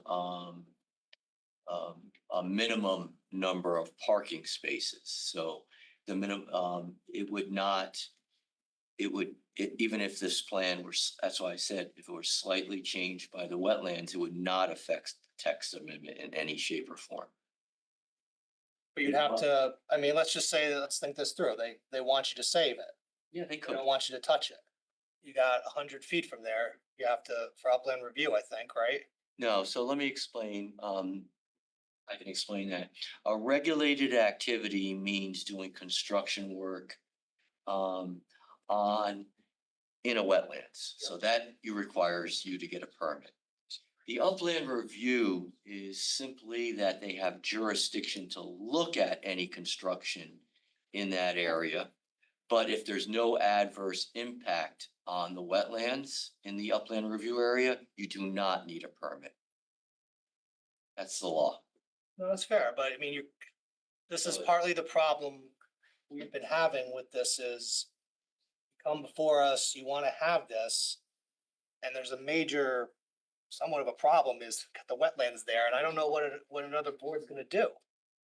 Just for the record, the site plan that was prepared by the Huntington Company, the alignment of that plan would conceivably, and John maybe can confirm this, but I believe that saves the wetland. They were enhancing it as a pond. So, we do have a plan there that shows the wetlands remaining. My office adjusted it slightly after talking with the soil scientist, and his opinion was that that was not a high quality wetland. So we felt that revising the grades and getting a longer circle, and allowing for, a little bit flatter site was beneficial. But there is a plan on the record that shows the wetlands remaining. Yeah, but the plan I don't think is reflected in the text amendment. I think it is. I think that, Steve wrote this text amendment Yes, based on that please point plan. out, 'cause This plan that was prepared by Bertola is part of the amended text amendment. I will pull that up quickly. It's the one that, Not it's sure. not the one that Jason's referring to, it's the one that John referred to. Yeah, I don't have that one in front of me, It's in unfortunately. the record. Let's start with that bit, okay. Can you pull it up, please, Ms. Mullen? Thank you. You identify the name of the plan? It's called Site Plan Prepare for Rose Companies LLC. What's the date? The date is October 15th, 2018. 2018. Yeah, by the Huntington Company. Oh, that's the prior plan. That's not your plan now. That plan is not, I thought you had Hold on. redone all the plans. Harrigan? the plan that Jason Edwards showed on the screen has not yet been submitted. We don't have that, we don't have that in our record. You don't have it at all. Well, the one I'm looking in my record is in the record. That's I got it what I from need the to website. figure, okay. The one with that. The Listen, one that's in the record is the one by the Huntington Company. So that's not the plan you're going with then? That's the one Well, I'm looking. Jason is looking at that plan and when he submits his final site plans, what he's telling the commission is he may make some suggestions to the conceptual site plan. That has not been done yet. He's talking about perhaps changing a little bit of the entranceway, adding a little bit more parking in the back. Those are his suggestions. You'll see those when you come in with a final site plan. His plan is, I don't know, Let me mirrors start, hold on, before it's back up, what was he referring to that's not in the record though? his tweaks to this plan that's in the record. That needs to be in the record now. I can email it to you right now if you want to get it in your system. That's done back, I mean, It's all right. That's my passwords. Gotta see what it is. All right, well, let me go back to where I was kind of going with this though, is your, a plan B. Let me rephrase, what's the plan B? There's some kind of plan B, is that designed somewhere if the wetland needs to be preserved? This plan here shows the wetlands as being preserved. They're creating a pond in that wetland, so it would be enhanced, I guess you could say. Is this part of the record? That's part of the Yes, record. That's what Thank was, you. yeah. Can you identify that plan? It's the only site plan I- that's. I'll say it again, site plan prepared for Primrose Companies LLC. And the date was October 15, 2018. This is, wait a minute, this is the only site plan. Correct, that's in the record presently. Okay, and it shows only the plan B where we're keeping the pond. Whichever, it's not labeled as This is such the by the. plan, yeah, this is the conceptual site plan. We have not gone with a plan to the Wetlands Commission yet. I understand that, but I'm trying to understand. You have conceptual site plans that we've seen. And now we've seen this a few times, and I thought this was this was the conceptual site plans that you guys are going forward with. This is actually a plan B. Is this gonna be part of the I mean, part of what you said earlier was, the amendment to the regulation would be, you know, what, substantially in compliance with these other documents. Is that one of the documents? No, it's this one here. Isn't that? No, it's the It's same. all the same thing. That's the One same from thing. 7 years ago? Yeah, it's the same. It's really the same. Well, I'm not, They're not identical, but they're basically the same. No, If these you are say the wetland or same. don't, that's a big difference. These are the same. We can build this could be built, we would have to, this is Jason Edwards. The drainage would have to be redesigned to meet I current get code. that. I'm just trying to, but it's, this, The only part that I think would It's have not to, your plan have to A. change is the entrance. The entrance does not work as it's depicted. Mr. Edwards, hold on one second, please. Sorry. Yeah, it's the same thing. I I'm know- I'm getting confused on both screens. I understand there, It's the image on all screens is the same image. Oh, I okay. get that. That's the 2018 Huntington plan. Yes, I'm sorry. That you're not going with. This is your plan B to if the wetlands are being protected. We haven't submitted to wetlands, so I don't know what the Well, I soil understand that, but you- scientists will tell me. But what I'm hearing though is there's two plans, conceptual plans here. And I'm just saying what I'm hearing as the, I guess, commissioner up here. I'm hearing that there is one set of conceptual plans for a plan A. And I was talking, and then I started asking about the wetlands and how this plan and the regulation would destroy that one that's right there in the parking lot. And then I thought Mr. Edwards said, well, we have a plan B, here it is, this one. And now I'm trying to understand, do we have two sets of conceptual plans, one without the wetlands being your A, and one with the wetlands being your B? Mr. Chairman, again, John Gibbs. These plans are the same, and these were the ones that were submitted, the same ones that were prepared by Jason Spath. But one has the wetlands and one doesn't, right? Well, what Mr. Edwards presented, this evening is basically a work in progress. He hasn't, this is the first time I've seen it. But the intent was that if, and I said this before, the clubhouse was being proposed for the purpose of an amenity, for the complex. But however, if the Inland Wetland Commission decided that, that we shouldn't touch it, then I would eliminate the clubhouse. So the intent was to basically enhance but protect that wetland. And that's the plan that you see. Okay. I thank you, and I get that, but this shows protecting the wetlands, right? That's But correct. You have another one, and I think that's the one that's the subject of your text amendments. That would lead to what I think is kind of filling in and destroying that wetlands. Yeah, the text amendment is this plan that leaves the wetlands From 2018. from 2018. So which is the one that? I feel like I just heard though, when I was asking Mr. Edwards, if we go through this plan, we're gonna fill in the wetlands. At least the one right there in the, right next to the clubhouse.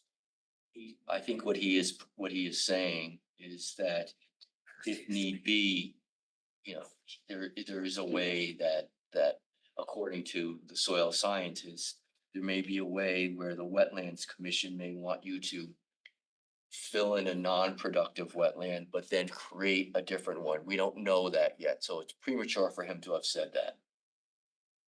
I know, but the way it was presented to us initially was, I believe, and then we'll go through everything's transcribed, we'll go through it again, is when you were going through this, there was a wetland on site, you were gonna fill it in, and the backup was to protect it and to protect it or enhance the pond, so to speak. I think that, and I'll say it again, that the site plan that was prepared in 2018 does show an enhanced wetland where the clubhouse is. So that is not destroyed, it's protected. All right, so in this regulation then, is there language that will protect that wetland? Yes, because this plan is the one that I'm referring to. So when I asked the question earlier, will this conceptual site plan lead to the destruction of the wetlands? What is the answer?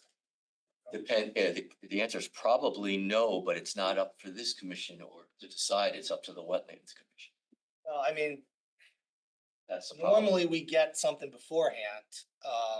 When you have final site plans, you will. Yeah, I know, but at the same time, you're asking us for the protect the health, wealth, safety, anything that's in our discretion. Normally environmental is part of it. And that can be taken out of our jurisdiction if we have inland wetlands that said something. But if we don't have anything, and I have what looks to be pretty clear destruction in front of me, I almost feel like I'm somewhat bound at that point.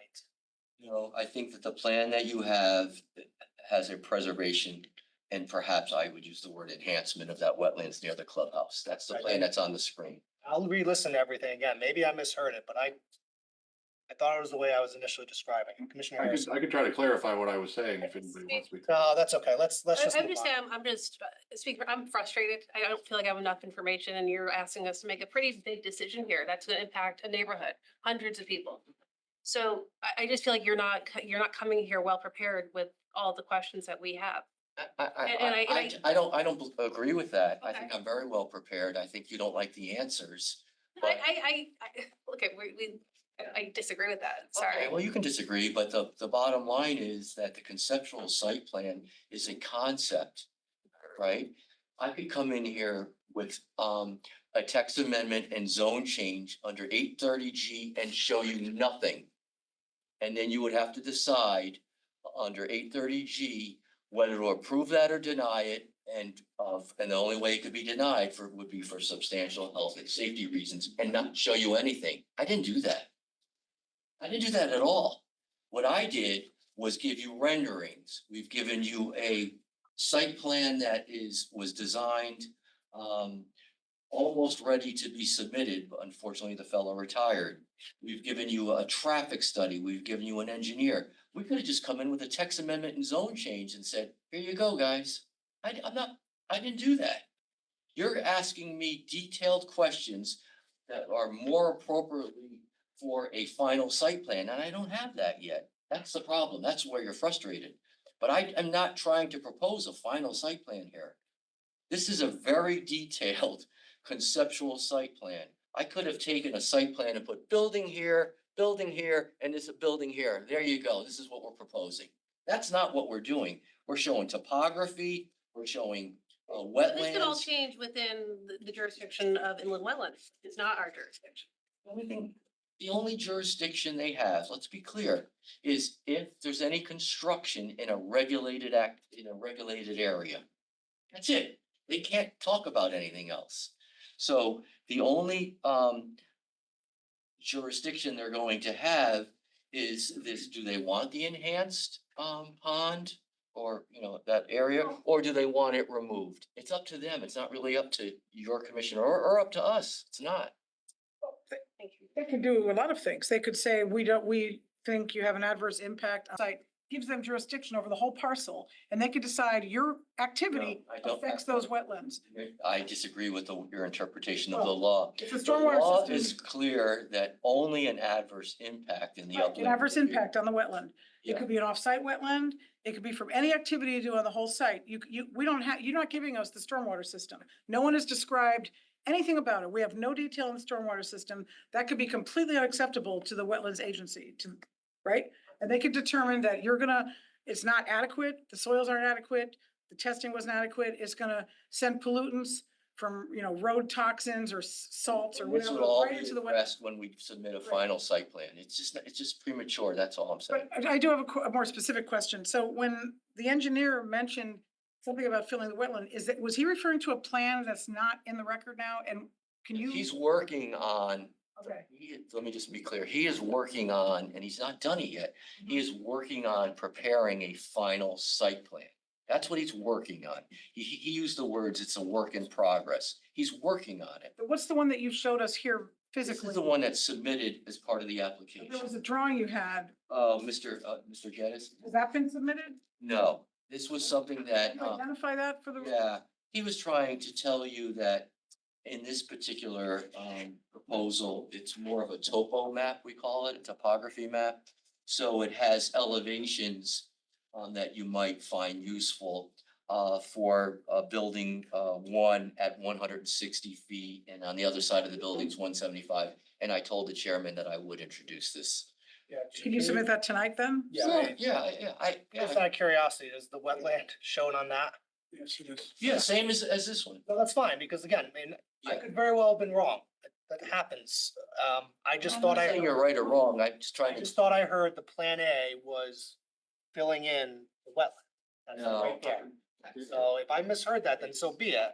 But I'm not sure what you heard, but what I heard is that it's he's consulting with his soil scientist. It's a work in progress and he's trying to develop a final site plan. We're not there yet. I know, but a condition of approval, I think, would need to be approval from inland wetlands. Well, not for the text. Oh, ultimately with a site plan, I agree. Well, I mean, even the text amendment, I guess it could go in there. It's no harm. It's the same idea. It's the same idea. I couldn't come to your commission with a final site plan, as this commissioner has told me, until I have wetlands approval. 100% agree with you. It's again why I would And push for this 830G criteria to be in the. But one or two more. there's one, so, and when you point out that you might enhance the wetlands, that might not be adequate either. May not be. It looks to me like the wetland is completely, even if you are preserving it, it's surrounded by impervious surface, which could. I think it depends on the quality of the wetlands, and I'm not a soil scientist, but that's what they determine. Yeah. Right, that's not for us to determine. Not for you to determine, not for me either. All right, why don't we move on to traffic? All right, on to, is Mr. Sullivan still here? Yes, Okay, then if you can let him in, please. he is. Go ahead, Dave. Good evening, everyone. Dave Sullivan. I'm with SLR. I manage the Community and Mobility Planning Group for SLR. We conducted a traffic study for the proposed 208 unit residential development that we've been talking about tonight. Our study includes evaluation of existing conditions, We look at crash data, we look at collect traffic volume data. Then we look at the proposed conditions, look at the access, how we're getting access to the site. We look at trip generation, how many trips are gonna be created by the development. We then establish a couple of future conditions, one without the development coming to fruition and one with it. We do a series of analyses to determine any changes in those conditions. And based on that, and the entire analysis, we come up with our recommendations or findings. The existing conditions, the traffic volumes, we collected them for morning and afternoon peak hours, and particularly 7 to 9 a.m. and 3 to 6 p.m. We found the peak hours to be from 7:15 to 8:15 in the morning and 4:15 to 5:15 in the afternoon. The counts were done on Thursday, March 6th of this year. The crash data, we looked at a 3-year period and found no fatalities, no bicycle or pedestrian involved crashes, and no unusual pattern or frequency of crashes were identified. In terms of the proposed project, again, it's a 208 unit residential project, and we generated traffic for that development based on the Institute of Transportation Engineers publication, Trip Generation.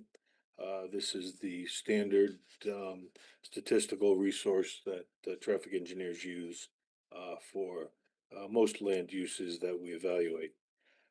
Based on that, the morning peak hour would generate 87 trips in and out, primarily out in the morning peak hour, as you would expect for residential. And in the afternoon peak hour, 110 trips would be generated. And again, the split would be primarily inbound, as you would expect. The next step was to distribute the traffic onto the area roadways and study intersections.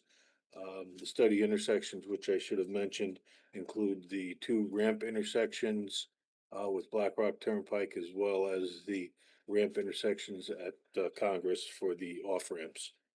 And of course, the site driveway. The distribution was based on journey to work census data, which tells us where people are primarily coming and going, coming from and going to. And that determined our assignment of traffic into our study area. We then develop a background scenario and a combined scenario, or a build, no build and build.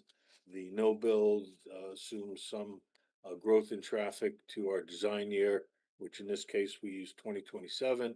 We consult with the Bureau of Policy and Planning at CONDOT to get a growth rate. We increase the traffic by that, and then we add in any latent demand associated with approved but not yet built uses or developments in the area. In this particular case of note, the medical office building was not occupied at the time of the counts, so we added in that traffic into our background conditions. The combined traffic or build traffic volumes add on top of that background the site traffic that we anticipate. We next did a couple of analyses. We did the intersection level of service analyses and a queuing analyses at the traffic lights. For the intersection capacity analysis, we evaluate the results in terms of level of service. Level of service is between letter grade A and F, and similar to school grades. Level of service A is very good. Level of service F is a failing intersection based on the amount of delay to do your maneuvers at those intersections. Level service C and D are considered adequate during peak hours as our upper limit for an area like this. What we found was that all of the intersections in the area are expected to operate at level of service C or better. And except for one intersection that went from level service B to level service C. There was no change in the anticipated levels of service. The site driveway will operate at level of service B and C. In terms of the queuing analysis, we wanted to look in particular at the queuing at the intersection of the southbound ramps on Black Rock Turnpike, eastbound traffic, to make sure that the backup from the eastbound traffic light there did not come in the vicinity of this driveway. We have 200 feet or better between the stop bar and the site driveway. And we found that there'll be ample room based on the 95th percentile or maximum queues for both peak hours. Lastly, we looked at site distances from the driveway. And again, it's been mentioned, but it's important to reemphasize, we will be sharing the driveway with the medical office building. It'd be the same driveway. That driveway has been reviewed and approved by CONDOT, including the site distances. But specifically, the site distances, we look at two things. One is intersection site distance, which is the ability of somebody exiting the driveway to see cars approaching them. For the speeds in that area, we look for a sightline, intersection sightline of 500 feet, which is met. And then we look at stopping site distance, and it's kind of the reverse. If somebody pulls out and you're on Black Rock Turnpike, do you have enough room to stop and let them into the traffic flow? And in that particular case, we need 360 feet for eastbound and westbound traffic, and we meet that guideline. So all things considered, and the analysis we've done, and the results of our analysis, our opinion that the increase in traffic because of the proposed project will have no substantial impact on the surrounding roadway system, and as such, no off-site mitigation is required. I'd be happy to answer any questions. Should you have them. Mr. Sullivan, did you say you had intersectional site distances? Yes. And did you review what the queue could be exiting with the combined traffic from both sites, Hartford Healthcare and this one? I can get you that answer. It was not part of our queuing analysis. Typically, queues on unsignalized approaches are typically related to what the levels of service are almost exclusively. I could look at that and give you that information, but typically it's one or two vehicles for the maximum queues. But that information is in a report, and So Mullen, can you just pull up the site plan, please? Sure. Shows the two driveways. Thank you. let's see. Kind of zoom in where the entrance and exit is.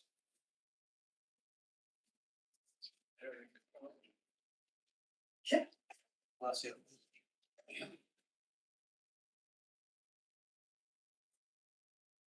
It's down farther, isn't it? Or where is the? There is the curb cut. Here's the drive. Okay, can you zoom in a little bit more, please? Thank you.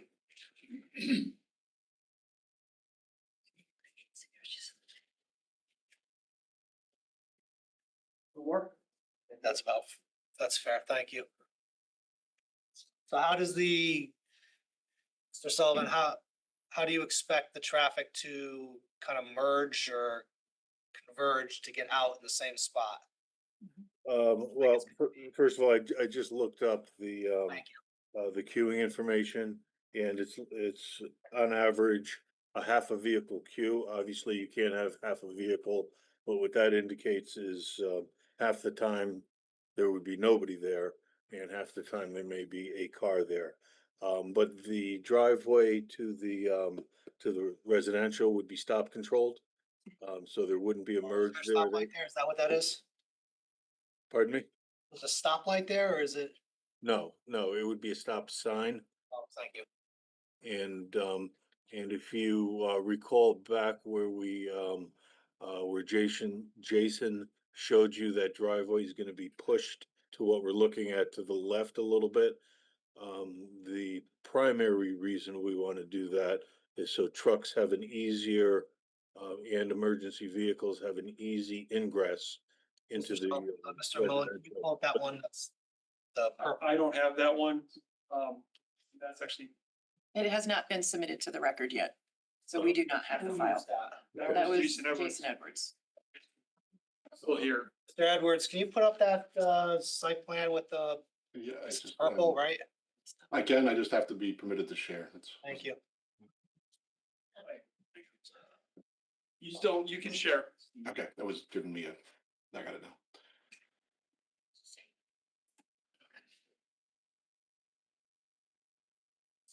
Is that what you're looking for? Yeah, Can you zoom in, please, on the, so again, the main reason that this is done is for safety. When we do want to design for more than just passenger cars, there will be single unit trucks, there'll be service vehicles, and most importantly, there'll be emergency vehicles. So this little diversion at the bottom of the driveway allows that maneuver to be much safer. that's a two-lane driveway.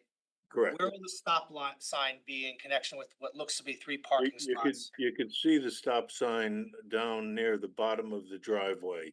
Maybe you could point it out, Jason. You could, Well, that's One one, here and one right here. there, that's right where it there. is. So Okay, that's where the other stop would be. And the unintended benefit of moving the driveway is you get another vehicle queue. So it'll be a very unusual case where there'll be two or three vehicles or more than two vehicles which could fit there easily, and have those people at the stop sign have to wait at all. So that's another benefit of this geometric enhancement that's shown here. Yeah,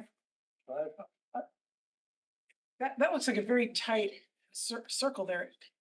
Is that adequate for fire access? Like, Yes, that's based on the dimensions of the town's fire apparatus. And it's hard to tell because you can't really see the scale on this. But this is automated. It's based on the fire dimensions, the fire apparatus dimensions. so coming off Black Rock Turnpike, you go into Hartford Healthcare in the same driveway, but you go straight into that parking lot. And if you're going to this complex, you go on that loop and that goes around the Hartford Healthcare parking lot. So if you're coming in and going to Hartford Healthcare, you would come in, and then when you get to Arrow or cursor. where the circle is, you can either go up towards into the parking field. No, not there. Right there. If you're going into Hartford Healthcare, you go up there into the parking field. Or if you're dropping off, you would just go right around the circle. And how big is the Hartford Healthcare parking lot? How many spaces are there? I'm not sure of the count, but there's also parking around the other side of Hartford Healthcare building. So you're combining the traffic going in and out of Hartford. That's the only way in and out of Hartford Healthcare too, right? Correct. We did factor Combining- that in. We did factor that in. And we've done all our analysis, assuming a full occupancy of Hartford Healthcare and full occupancy of the residential. So there's 324 bedrooms, either a 418 or a 442 space parking lots for the residential. Then you have the Hartford Healthcare, it's gotta be like another 100, I would think, maybe like 500 some odd cars going in and out of that one. Well, That's fine. what you need to be careful of is the parking spaces do not generate traffic. The uses generate traffic.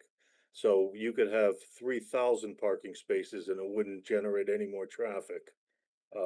So. You're assuming there's that many cars there that go in and out every day. Hartford Healthcare, people go in and out every day, right? Correct, and the statistics we have for medical office are very good. Again, it's based on Institute of Transportation Engineers, and it's a database that's fairly reliable. So the medical facility, you have trucks going in, deliveries, equipment. Correct. Patients. That's all been designed for and was part of the original application and was also part of the review and encroachment permit that we had to do with Connecticut DOT. You're saying you already had DOT review what you're doing on this residential development? No, Relation- you were talking about Hartford Healthcare at the moment. Oh, And so they they- have reviewed all of the characteristics of Hartford Healthcare.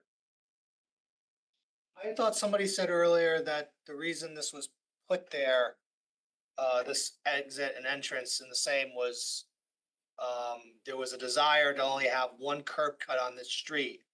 And that was what Condot wanted. Is that not? Well, yes and no. Way back when we first started doing this project, we were looking for where the best access is. And in general, the fewer curb cuts, the better. And DOT's policy is to minimize the number of curb cuts when at all possible. So we did look up and down the frontage. The problem is when you get further west or further up the page, there's a curve. You could kind of start seeing it through there. So if we move our driveway a little, several hundred feet or a couple hundred feet to the west, we lose the sight line that we need. So if you were to clear to maintain the sight line, you'd have to clear through people's front yards, which is not, it's not good. Thank you. And then when we realized we had to be down on this area of the site, we determined it was best to line it up with the driveway across the street, assuming we could make the queues work. And we went through those machinations last time and landed on this driveway location. Thank you. Let's just, I have a couple of follow-ups. it's the time and I want to get this moving, so let's go ahead. Yeah, so, I'm looking at the, service level chart, which is, table 3 in your July 10th, 2025 traffic report. And, it seems to show to me that there's a couple of service levels that are going down, being downgraded. So could you explain that? Black Rock Turnpike eastbound goes from a B to a C for the afternoon peak period. And also goes from a B to a C in the morning peak period with some country ready charts. That's like overall, but it doesn't show up in the detail. That one. Then I'm looking north Congress Street and Merritt Parkway northbound on ramp goes from a B to a C, a C to a D on Congress northbound. And down below Idaho, it goes from a C to a D. There's a bunch of them that look like it's being downgraded. Is that true? Am I interpreting this correctly? Well, let's talk about the B to the C because that's the one I pointed, well, I didn't point out that, I pointed out that for the overall intersection. The B to C, which you're looking at the top line of the chart for the PM peak, B to C does not concern us. Both of those are very, very good levels of service. So if we had all Cs on every single one of these, we would be satisfied. As a matter of fact, during the peak hour, Ds are certainly acceptable. If you were to design all your traffic lights to levels of service As and Bs, you're probably over designing. It's probably not environmentally friendly, and you're probably going to end up with more pavement than you really need. So these signals are well balanced. There's mostly levels of service Bs and Cs. There's one or two approaches during the peak hour that do touch level service D, but these are all very good levels of service. Overall, the intersections are levels of service Bs and Cs, which is as good as you would expect or want at a traffic light. Although they are being downgraded. They're going from a higher grade to a lower grade. They are going to yes, but not of concern. And the crash data, I note that it only, goes up through the end of 2024. Were you able to get records after that? When we. Like a lot of accidents, 58 during that 3-year period. Again, there's 58 accidents.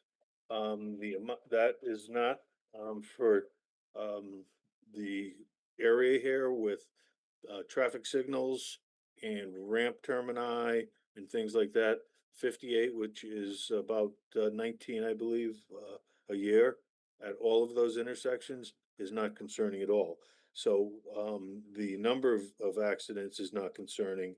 And then we look at the type of accidents, and the type of accidents are what we would expect. There's a lot of starting and stopping because of traffic lights. So the vast majority of these intersections are rear end collisions, which you would expect. And the other thing we look at is the severity. And out of the 58 accidents, 44 of those accidents were property damage only. So they're basically fender benders. Again, we looked at it, we evaluated it,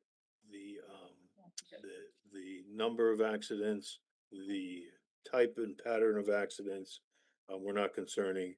And again, there were no fatalities, and there were no bicycle or pedestrian where we would think about putting some other treatments out there to help protect them. But there was none of that, and primarily because there's not any bicycle or pedestrian amenities out here at this point. So therefore, there's not bikers and pedestrians. Thank you.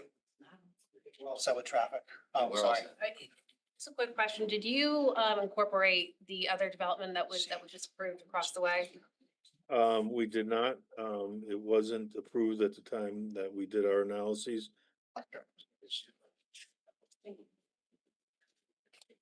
No, I'll give the drawing with the topos to the. Give it to her to put it in there, Yeah, that's part of the record, and I'll try to upload it. then we'll take it. Just in case. Anything else for your? No, that would be it. Presentation, okay. All right. Thank you. Thank you, Mr. Dave. Sullivan. I'll go into the initial presentation portion of these two hearings. I'll open it to public comment in a second. How many people are here to speak on these two items? I'm just trying to get a sense of timing because we have another application behind. And Mr. Chair, Attorney Green requested to leave the public hearing open. Yes, for and this I item consent, Oh, until the well, that's next helpful to meeting. know. I didn't know that. and I consented to How that. many people are also represented by Attorney Green? That's probably the other. No, that's fine. Question to Okay, that's good to know. So how are we with timing with the next two items? Attorney Fitzpatrick, you're up on this, I assume? I am, Mr. Chairman. I'd be hopeful to put our presentation in something on the order of 45 minutes and then questions from the commission. All right, so this hearing is gonna remain open, as we just said, from Attorney Green and, with the consent of Attorney Bellis. Thank you. So I guess the question I would have to the members of the public who want to speak tonight is, do you want to speak tonight based on what you heard? Or do you want to, take the time, come back, when's the next time we're coming back on this? 19th. August 19th. August 19th is next week, right? Right. Yeah. So I would like to start, the next two items at the very least by 9 o'clock. Because I'd like to keep this thing moving. I think, and I got a sense, I thought I saw about 6 hands. I think that would be sufficient, but I want to put that out there that this hearing is going to remain open. Public comment is going to remain open. What I don't want happen, please, is somebody speak tonight and then speak the second time. And double bite at the apple. That's a little unfair. So you're gonna speak once, make your choice, so to speak, if it's tonight or next week. So let me see now if any member of the public wishes to be heard on this. We'll start first come, first serve. I'm gonna keep it open for till about 9 o'clock, then I'm gonna start the next two items. Anybody wants to please come up to this desk here. I saw the gentleman here, and why don't we, gentleman and then lady, if that's okay. Let's see where we are, because there's people, yes, sir, come on right up to that chair. Feel free to stand or sit, use the microphone, please. If you can please keep, if you can just say your name and address, keep your comments germane to the application. We've been limiting public comments at 3 minutes. I don't have my little thing, which is fine, but you have it. If you want it. Why not? I have a little time glass thing that helps. So I will try and keep that for us as best I can for 3 minutes. I'll say this one extra time as well. Anybody who submitted comments, I didn't know we were using that. if anybody has submitted comments in writing, I find comments in writing to be very helpful because I come back to them, I can read them quickly, etc. If you wish to speak tonight, that's fine. You can submit comments in writing via email to us between now and next Tuesday. So that's the other option you have as well. So, sir, go right ahead. My name is Russell Jennings. I live at 525 Winnepogue Drive in Fairfield. The commission has a real problem here because approving one of these applications of the three that are in the area might overwhelm. If you approve all of them, that will overwhelm the infrastructure that's there. And I would submit that if one is approved, that the traffic studies and the other infrastructure elements be reassessed to include what you have already passed as one on top of the others. The last thing that they didn't do was because there are two 30-inch cast iron water mains that come down Black Rock Turnpike from Hemlock Reservoir.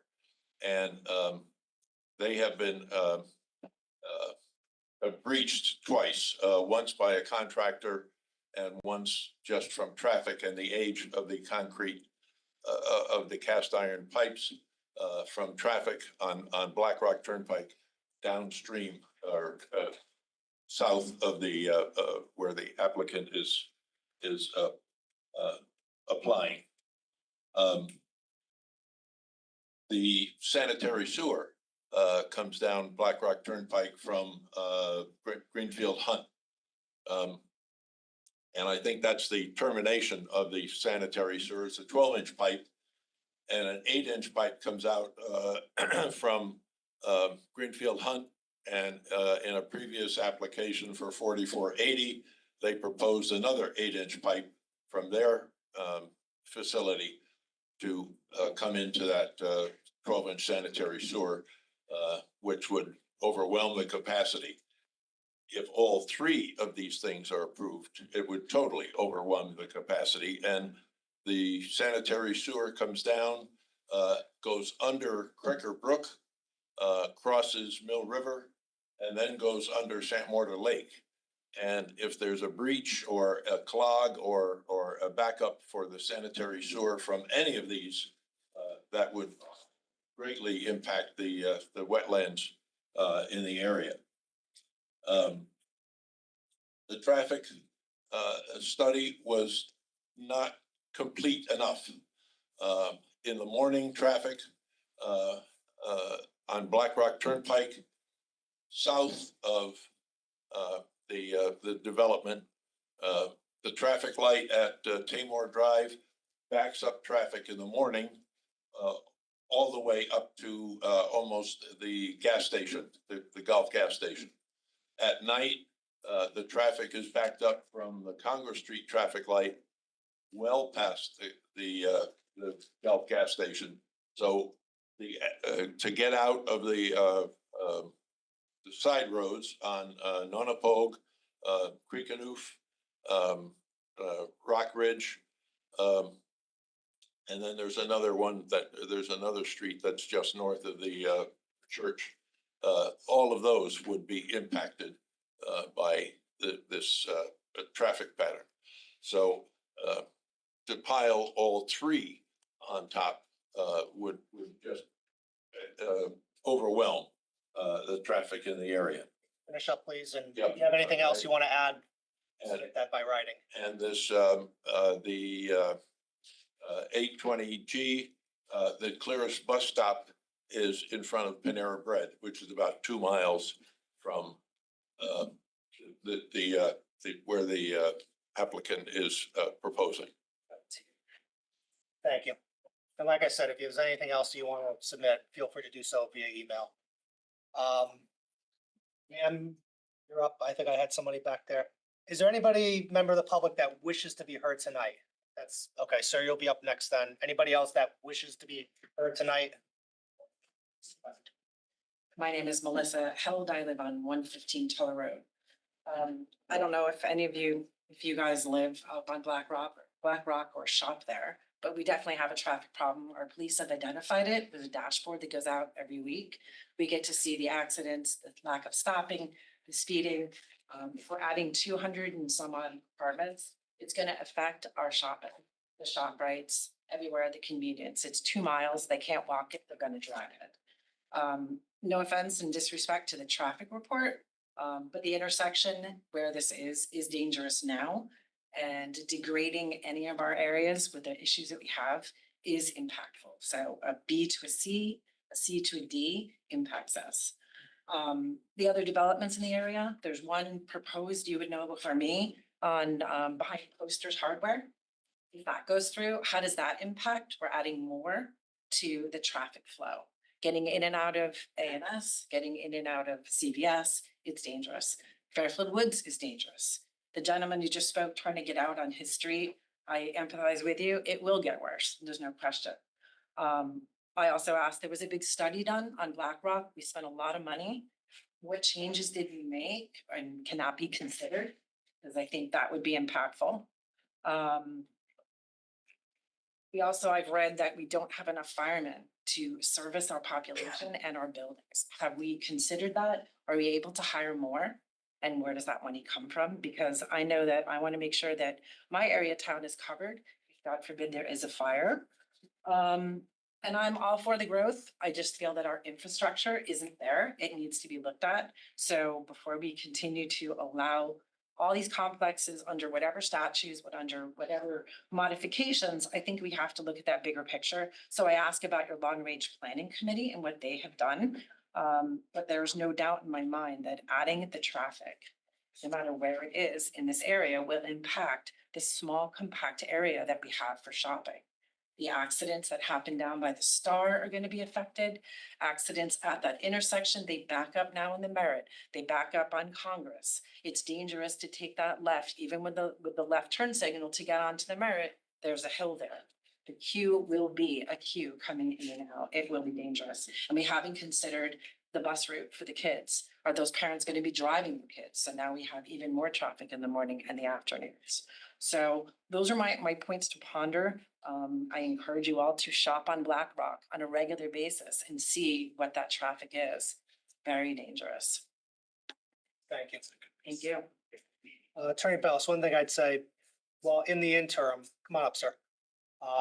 We have approved that project north of here.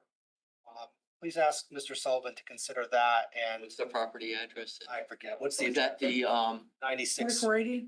what is it? yeah, That one and even the one I think that was 100 units, right? 1427. just shy of it. That one and the one you have also on Commerce Drive, I mean, has a traffic report. Understood. Congress. Yeah, I know what he's talking about, yeah. Yeah, if you can just have Mr. Sullivan review those, And get you a supplemental report. that is gonna be, I Congress consider, Street, yeah, and Black Rock. consider that rebuttal evidence. Understood. My name is Rennie Solovito. I live at 116 Deepwood Road in Fairfield. I've been living in this community for over 25 years, and I'm appalled what has happened to this town of ours. We're not a city, we're a town. We do a lot of development in cities, but we're a town. Director. Okay. Several years ago, a strategic plan was done for Black Rock Turnpike. I don't know what happened to that report. The town paid for it. I asked this committee to go look at it. They did a drone study showing that Black Rock Turnpike was not safe at the time, and they were proposing rotaries put in. Now, I live on Deepwood Road, so when I'm going down Black Rock Turnpike, going toward the Merrick Parkway, I am at the mercy of the other drivers to allow me to make a left-hand turn, okay? The study is flawed. I asked the committee to go look at Waze. They will tell you different hours, different peak hours of every day on weekends, what the peak hours are. They are at 1 o'clock in the afternoon, Sunday morning, when that church comes out, can't even make a left-hand turn. It takes me 10 to 15 minutes. My wife will not even go down that road anymore. She goes through Jones Drive to Congress Street to get on the Merrick Parkway, okay? Tell the people on Jones Drive that their road is now going to be a thorough road to get through because people cannot make a left-hand turn. When I am going to the Merrick Parkway to get onto Rockbridge Road to go to Deepwood Road, I have to wait for the cars to allow me to go through. Many of these cars have black windows now. Can't even see the driver's faces. My grandson sits in the back of the seat. Now, it's a one-way road, okay? As a courtesy, I tend to each over, which puts me in harm's way to the upcoming driver. I could block the road, but we got trucks coming by and they're squeezing by. To the best of my knowledge, commercial trucks are not allowed on the Merrick Parkway. They are going to create more hazards coming down Black Rock Turnpike. So you got High Hill Road, one parking, you got the Congress apartment, you have the healthcare, and then you have this. How is this all incorporated? In 5 years, if you approve this project, we will be here in 5 years talking about making Black Rock Turnpike, Black Rock Highway. It will be a four-way, I know it's a state road, but yes, go look at the report. Black Rock Road is hazardous now. You got cars coming out of Panera, Trader Joe's, making left-hand turns on a 3-lane highway. You got cars coming out of A&S, making left-hand turns out of a 3-lane, and these are not even trucks. The report is flawed. I looked at the report. I looked at the hours in the day. Look at Waze. Total different story. We are a town, a progressive town. And by the way, I just came back from Alaska, where they value environmental, they value open spaces, and they're a progressive community. Let's keep Fairfield a town. We're not a city. I've been a real estate agent for 25 years. When I do open houses, people come from Norwalk and Stamford, and I say, what brings you here? We don't want a city environment. We want a town. And what we are doing here, we're turning this into a city with all the problems. There's a reason why people don't want to live in Norwalk or Stamford. There's schools that they tell me, these are people come to my open house. It sucks, okay? Richfield, Darien, Westport are fighting 833 with good lawyers because they understand that the value of the community is private homes, cluster homes, affordable homes, not massive apartment buildings that are going on here. Keep that in mind. I don't want to be back in 5 years and telling you we're going to have a highway. Black Rock is going to be a 2-lane highway. Be a visionary. Look forward, not where we are today. And don't be bullied by the people in Hartford. Their cities suck, okay? Thank you. It's all factual. It's town, baby. Anybody else? Like I said, this isn't your only stop for this application. Public comment will remain open till next week.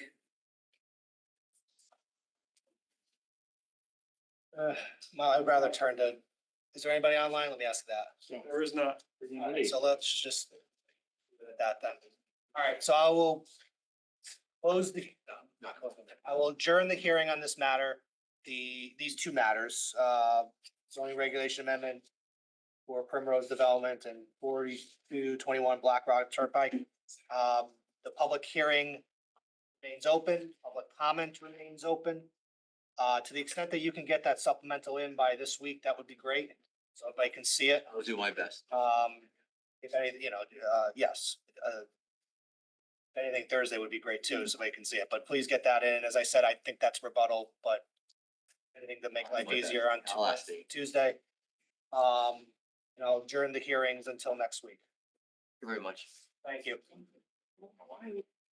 Attorney Fitzpatrick, come on up. I'll call now voting regulation amendments. I'll call it as people are going. Application of 730 Commerce Drive LLC to amend section 13.14.4 transit oriented development plan overlay of the zoning regulations to allow public open spaces with public art apply to a these projects. 730 Commerce Drive. Special permit application of 730 Commerce Drive LLC. 750. Says 730 on my. Call it as on the agenda. 730 Commerce Drive LLC for a mixed use project consisting of 90 residential units, ground floor commercial, 818 parking spaces, and a public plaza with a public art component. Fitzpatrick. Mr. Chairman, Confirm the address, please. members of the commission, Is it 7:30 or 7:50? two addresses are 730 and 770. The address of the building on 730 is 750. My client likes 750, so he utilizes 750. You won't hear me. It's 730 and 770 Commerce Drive. That's fine. Thank you for I that. want to make sure, does the 3 minutes apply to me? Only, right? No, Thank you very much. Should that be represented on the agenda though? I mean, I think he just explained it enough, so. Thank you. For the record, my name is Bill Fitzpatrick. I'm an attorney in Fairfield with the law firm of Russo and Rizzio. We have offices at 10 Sasko Hill Road. I'm here tonight representing the applicant, 730 Commerce Drive LLC, the principals of which are Ari and Nico Kudavides. Kudavides brothers were the principals in the TOD development of 665 and 711 Commerce Drive. That's the property at the corner of Commerce Drive and Black Rock Turnpike, known as Trademark 1, which has Sally's Pizza, its most notable tenant, and a separate subsequent TOD development, the corner of Commerce Drive and Kings Highway, comprising various addresses known as Alto, the most notable tenant of which being the restaurant Esh. My point is that the principals of the applicant here are experienced, successful developers in the transit-oriented development park. The application before the commission consists of two applications. I appreciate the opportunity to address these simultaneously. First is a text amendment proposing a change to section 1314.4 by adding language relevant to a public art component. The proposed amendment provides that a public art component in the TOD shall count toward the non-residential requirement and shall count toward the non-residential requirement at a rate of 200%. The proposed art component shall be reviewed by the Town of Fairfield Arts Commission and approved by the Town Plan and Zoning Commission. Project architect Sealand Pather will outline the contact with the Fairfield Arts Commission to date, part of his presentation. The second application is the special permit application. Property in question contains 1.4 acres, is located in the design commercial district within the Commerce Drive Design District overlay. This property consists of two parcels.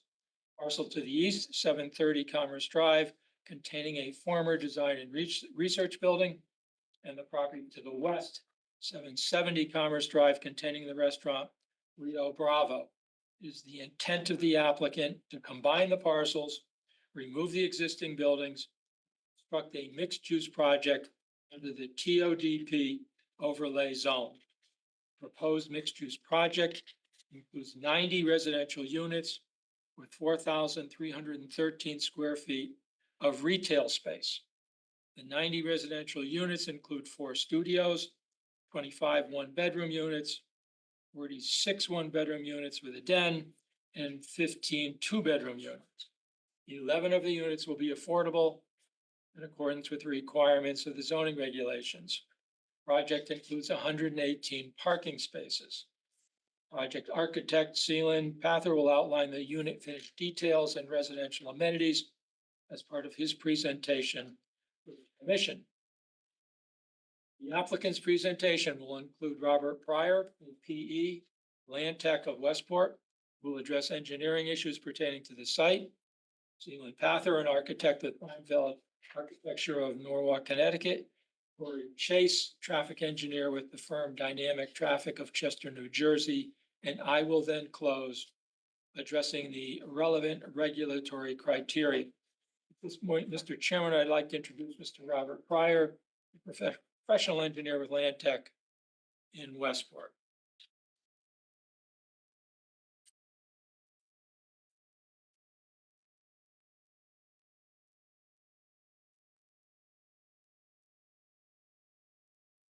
I guess we could bring up the, our site plan, presentation. For the record, my name is Robert Pryor. I'm a professional engineer and land surveyor with Antec.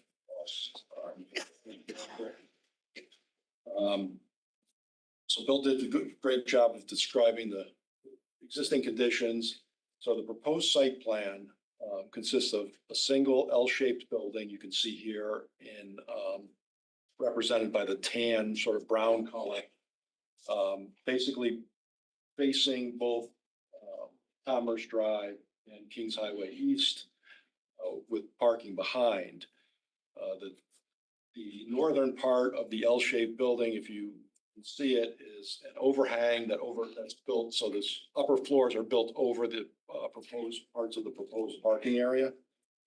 And then the lower level of the what I'll call the southern wing of the building is parking underneath the building. It's not below grade, it's at grade parking, but it's basically parking on the first level of the southern wing of the building. As Bill had mentioned, there's 118 total parking spaces. 38 of those are covered or semi-covered. Some northern part of the building where the building overhangs, and portion of the built parking that are below the building on the southern wing. There's also 4 ADA spaces included in that parking count. And then there are 6 proposed on-street spaces on Kings Highway East that aren't included in that 118 spaces. So the total number of spaces being developed by the project is 124 spaces, 118 on-site, 6 on-street. There's also one 12 by 40-foot loading zone incorporated into the site plan. There are primarily located along the northern property line. We have a total of 12 EV charging stations or EV ready parking spaces. These parking spaces will be prepped for future EV charging stations. There's 10 along the northern property line. And then there's 2 that are adjacent to the building, one of which is an ADA space, so that an ADA handicapped person would have access to a charging station as well as part of one of their parking spaces. The vehicular access to the parking area, to the site, are through essentially 2 existing curb cuts, one from Commerce Drive and one from Kings Highway East. These are essentially where 2 existing curb cuts exist today. We've strategically used these curb cuts as they are the furthest away from the Commerce Drive and Kings Highway East intersection. So those are the safest locations for those. And then as part of this project, 2 existing curb cuts associated with Rio Bravo restaurant are being discontinued. Those 2 existing curb cuts are presently along Kings Highway East. Site's been designed to allow access for rubbish removal, trucks, emergency vehicles, fire apparatus, all based on the requirements of your fire department as far as what apparatus we've used. We've provided turning movement plans in the set that was submitted for all those vehicles. The existing streetscape or the proposed streetscape provides pedestrian access around the whole perimeter of the outside of the site. Currently, there's a sidewalk along Kings Highway East. That area is being expanded. There is currently no pedestrian access along Commerce Drive. We're providing full pedestrian access sidewalk along that side of the property all the way to our property line. The property to our east, the Bright Horizons daycare, does not have sidewalks at this point, so that there still will be a gap as far as sidewalks go, but we will have sidewalks on the entirety of our frontage. We're proposing two exterior bicycle racks near the plaza area at the intersection of Commerce Drive and Kings Highway East. That's in the area of the sort of this art display plaza that Seelan will talk about in more detail later.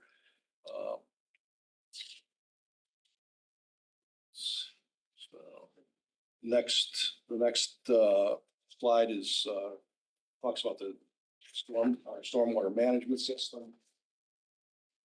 Currently, there is no stormwater, basically aside from collection and conveyance of stormwater to existing systems, there's no stormwater management on site. There's no stormwater quality on site. We are proposing two underground detention systems to manage the stormwater here and to provide stormwater quality enhancements. We have one in the parking lot to the rear. That stormwater system is designed as an infiltration system.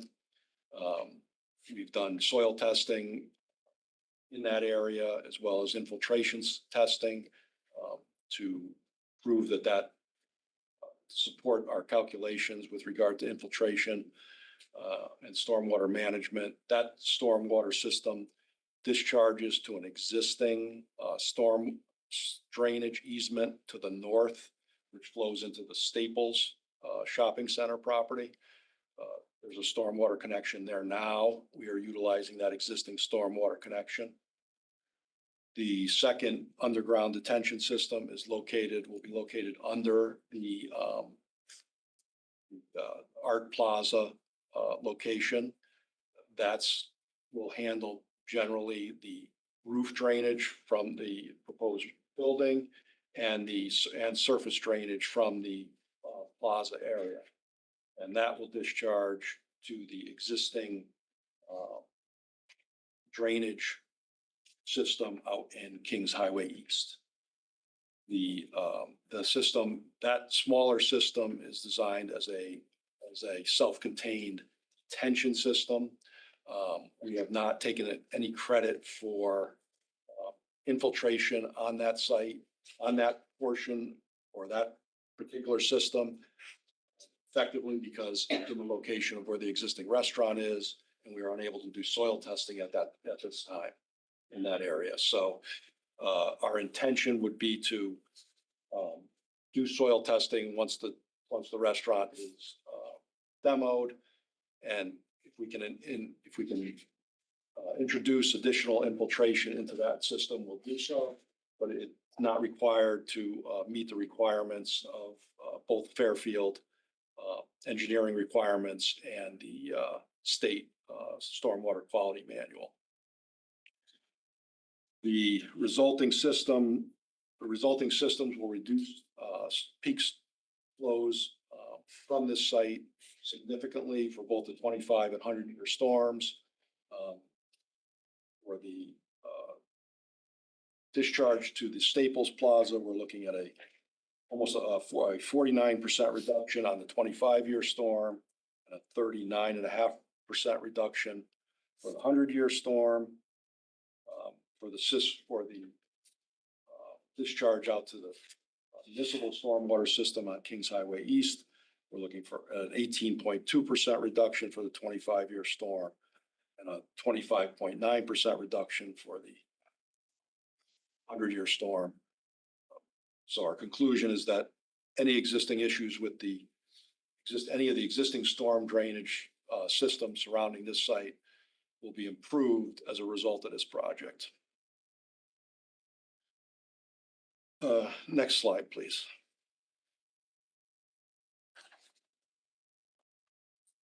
Site utilities, as you'd expect on a pre-developed site, there is existing site utilities and adequate site utilities in the vicinity of the site. We're proposing the electrical feed to come from an existing utility pole on Kings Highway East. On this drawing, it's located on the northwest corner of the property. Electrical is shown as red on this, is reddish highlight on this project. We have two showing location for both transformers, service to the building. And in the northeast corner of the site, we're showing a location for a proposed generator. The water and fire service will likewise be serviced off Kings Highway East. Those are shown as highlighted in blue on this exhibit. Gas service will be tapping off existing gas line in Commerce Drive at the southeast corner of the property. That's shown in orange. And then sanitary sewer, presently there's an existing sanitary sewer, 30-inch RCP sanitary sewer trunk line that runs through the site. That's shown, or the easement at least is shown by this pale green sort of path that goes from north to south through the site. And then we will be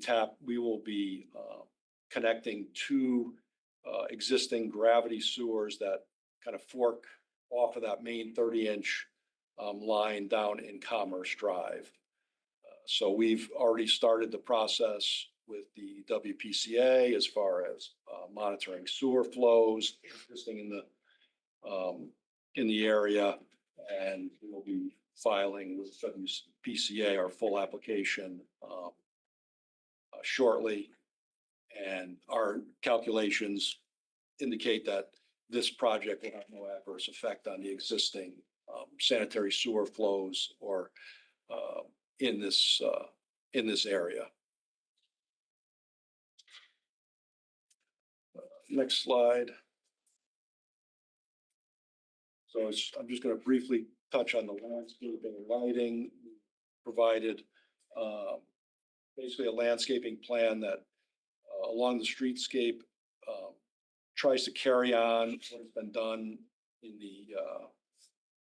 in adjacent developments as of late across the street on the Cross Commerce Drive, providing street trees.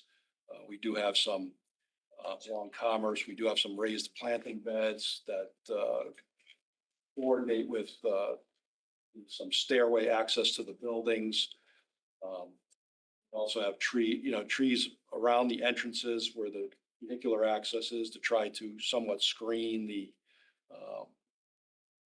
proposed parking areas. If you notice, there is a gap of street trees along Commerce Drive. Presently, there's overhead power lines in that area. So we could put additional trees there. There eventually could be a conflict with the power lines in that area. We could put them, we didn't put them because of the potential conflict with the overhead power lines. Can I ask a question? Where the power line, you're saying you can't put them in the parking lot? No. So do you see along Commerce Drive, between Commerce Drive and that building, we don't have street trees there. So there's existing power lines in that area. They cross Commerce Drive. They cut diagonally across Commerce Drive and then they parallel Commerce Drive along the face of the building there. So that was the reason that we that we didn't put the trees there. We could put the trees. I We don't could, see a lot of shade trees in the parking lot though, either. the parking lot is, we have some larger landscape areas. We don't generally have a lot of smaller landscape areas, in the parking lot.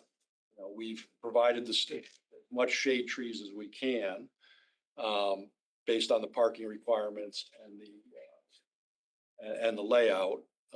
We've also provided significant amount of screening along that northern property line. What's the northern one? Is that where Staples is? Yes, yes. And is it possible to add more landscaping down where the art installation is on the corner down there? I would say that, so we have, we do have several shade trees, and we have that planting bed. We have sort of that planting bed that's kind of to the east of that area. There's certainly no reason why additional trees couldn't be placed there. I think you probably need to see what the art installation looks like to see if that really makes sense. And maybe, we could revisit that once you've seen that and see what that looks like. I know there are trees there now at Rio Bravo. I don't know how many, but. Yeah, I think there is some kind of scrubby kind of trees there. And then, just briefly, as far as, the plantings were, picked, for hardiness and basically, so they're low maintenance, then they're hardy and free from disease. And it was done in conjunction with suggestions by your tree warden. The lighting on the plant, the site lighting, generally in the parking area, it's all LED, full cutoff type of fixtures. We've provided photometrics with the application indicating that there's no light trespass across the property line. Sky compliant. Dark sky compliant, according to the regulations. Along Commerce Drive and Kings Highway East, we've provided the sort of post-type luminaires, similar to what was done across Commerce Drive. Basically in keeping with that same motif along there, which these are more the lantern style post-type lights. But they were done to continue that look along down Commerce Drive and along Kings Highway East. You've talked to the town engineer about the drainage, or she is okay with it? So we explained it to her at the code enforcement meeting. We haven't heard comments.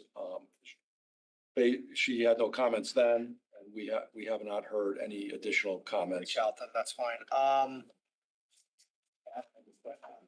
Where Do we have was? the code enforcement minutes in here? I didn't see them. File. I apologize. If they're not part of it, I can upload them, but I thought they were. I thought I recall they were in there. We got them, yeah. I got them. We haven't. That's fine. If they're not, we can put them in now and upload them, but I thought they were. I thought they were too, but my apologies if they're not. I can add them tomorrow morning.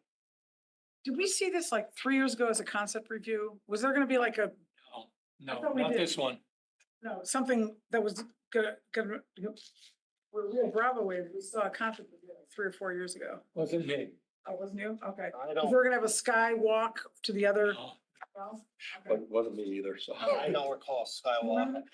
I remember. Well, okay. In Maybe I that didn't case, Hmm. I think we're all set. Thank you. Yeah. Just out of any member of the public is joining us remotely, please sign in the chat if you wish to be heard on this. Do you see anybody, Ms. Mullen? Just out of curiosity. We have people here, but no one has raised their hand. That's fine.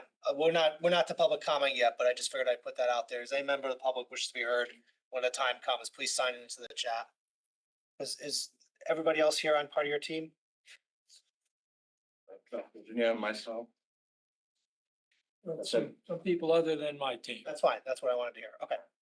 Thank you, Rob. At this point, Mr. Chairman, I'd like to introduce Mr. Sealan Pather, an architect with Finefield Architecture of Norwalk. Thank you. Good evening, everybody. Go to the architectural slides, please. My name is Elon Potham, Principal at Finefield Architecture. I'm joined by my associate, Brian Goddard. It's nice to see you all again. I think the first slide is just the site, the neighborhood area. Froze a little bit, maybe. Thank So we've you. been looking at this area with you for a long time. We were involved early on with the Fairfield Metro, early planning a long time ago, 10 years ago. More recently with 81 Blackrock Turnpike. So we think we understand the goal of trying to make a vibrant place around the train station that's described in your 2018 TOD study, which you've read multiple times now. And it was with those ideas in mind that we've come up with the project in front of you today. What you see here is pretty small at this point, but you guys know the site, right? You've got And you also have the handouts that were at your seats that you can look at as well. yeah, no, I'm good. Just wondering for you guys. No, I'm sorry. Thank you. Yes. So the site's in an important node on the corner of Kings Highway and Commerce. Ari and Nico have developed two other successful projects here, the Alto and Trademark. So we took the clues from those buildings, slightly more contemporary looking buildings around the train station, very well executed. They've created places. I've said this to you many times before, I won't get into it, but we try to create places when we do these projects, communities, with Ash and Sally's and the units above it. There's vibrancy coming to the area, so we've taken our clue from that and trying to continue with that. There's commercial projects just behind us. There's a Staples, Brighter Horizons above us, and a Verizon store directly behind the site. So again, important node. Next slide, please.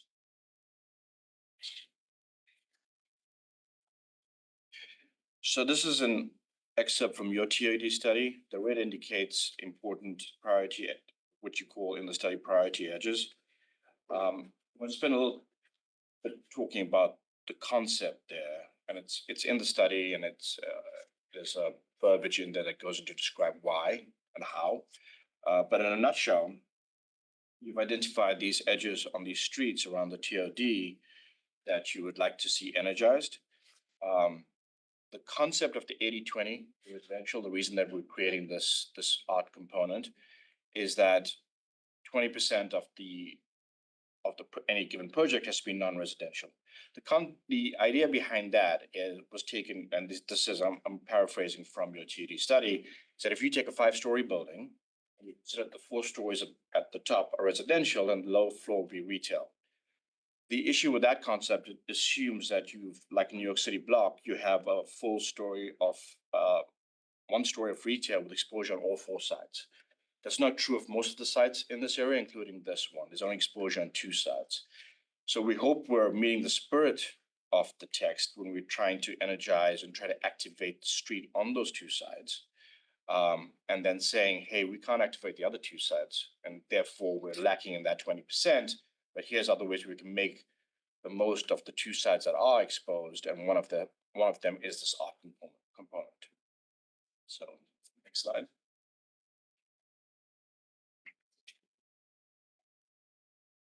So with that in mind, generally what we're proposing is this. We took the 2 buildings and we pulled them 2 blocks as they were that address the street. It's an important urban planning concept. We lined the street. We pulled them apart and created a central plaza or a corner plaza. The 2 blocks, that gives us the opportunity to make those 2 blocks something slightly different in the way that they address the street. The left side is a concept of a floating glass box. The reason for that is that the glass exposes what's hopefully another Ash type restaurant or place that people know well and enjoy coming to, and is completely exposed to the street and activates the street. I'll stay on that side for a second. We introduced parking spaces. We spoke to staff about that and went through a few commissions talking about safety and so on. Pedestrian Commission, I think it was. I think, am I getting that right? It's Bike and Pedestrian Commission, right? Clarify. No, I'm sorry. I didn't mean to bring you over, Emmeline. I saw the minutes. Yeah. Emmeline Harrigan, Planning Director for the record. So on Kings Highway, it's a really deep public right of way. And so one of the suggestions that we had as staff was to add on street parking because it actually slows down traffic. This is a fairly short section of Kings Highway, which is bookended by fairly visible pedestrian crossing points. But even having on-street parking will slow down traffic even more. So at my request, this was brought before the Bike Ped Committee, who favorably reviewed it, and then the local traffic authority, of which I sit on that board as well. There were recommendations by the local traffic authority members, including to add a time limitation, but they did approve this proposed on-street parking area. Thank you. Thank you so much. Sorry, can you talk more about the time limitation? They wanted to provide a 2-hour time limit so that people don't park for free here for the train station, as opposed to paying to park in the commuter lot. Like a 2-hour limit or? Correct, yeah. Is that for parking for the restaurant that's gonna be on the ground floor? On the street for anyone. With a 2-hour Where time do you park to go into the restaurant? at the back of at the back lot and or the street. Or the public parking right across. And that's the restaurant right there. That's Retail. Retail, sorry, yeah, I should have. Restaurant, might be a restaurant. Might be. Might. Retail now. So to the idea of engaging the street in the spirit of your TOD regulation and the non-residential component, the parking, sidewalk, and then in the retail space is a common urban planning concept, and we've fueled the spirit of that TOD study on that side. On the Commerce Drive side, we have a topography change, so the road slopes up. So we chose to activate the street there with direct entry stoops. We didn't think that retail would survive in that location. That first floor is slightly buried. The topography is difficult for us to get a sort of a flat retail space in it. We wanted it for parking, covered parking anyway. We think that the idea of the direct entry stoops that you see in cities in Boston and New York, and it's a stretch to compare this to that, but it does activate the street because people can actually walk out their apartments directly into the street and go to restaurants and shopping and so on. And the final component is this public plaza in the center. And we've taken time to curate it. We're still thinking about it. To be clear, sorry, you can go to the next slide. We've met with the Arts Commission twice, first with the working committee, described the concept of what we want to do. Then we met with the full committee, and I think we have a support letter. Yeah. And the general concept being that, hey, we're going to create a curated piece of art that is functional and it belongs and it's interactive. And for that, we get the extra bonus in the non-retail, non-residential space. So what you're looking here is concepts. The process will be that we submit once with the purchase approved, we submit these concepts created by an artist. We have Aisha Woods is our art consultant. So we have a team who will go out and recruit artists, choose one, go to the arts committee, they approve it, we actually build this. We've acknowledged that search might span further than Fairfield because it's a significant piece of art. But here's some ideas. The idea behind this one is that maybe it's something ephemeral, something that changes through the day. So shadows cast from morning to night are different and we incorporate light. That's that. Sorry, next slide. Another concept is that, again, it's green. So yes, there may be more green than we're showing right now. It's not decided. But any green should be incorporated with the artwork. And we were thinking maybe it's functional also, that it's art, but you can sit under it, in it. And we have this idea in our heads and people have acknowledged it's, potentially the way what they want to go is that maybe you go out for a coffee at the retail space, if it's a coffee shop, and your kids are playing in this plaza. I think that's the idea, that the art is not just there to be looked at, it's interactive. Next one, please. And then just playing around with the idea that it could be a soft beacon. I say soft beacon because you don't like spilling out, but a soft beacon on that corner and a recognizable corner that hopefully is an important intersection. And the idea behind this text is that it doesn't just lend itself to just this one corner, but hopefully other developers take advantage of it. And what you end up is pockets of art around this area in the TOD area. Commissioner Harrison? Yeah, I just want to compliment you on this design and really leveraging the opportunity to use art in this function. I think it's really creative and I think we're really in need of this. So this is, I think, very exciting for Fairfield. Thank you. And compliments to you. Thank you very much.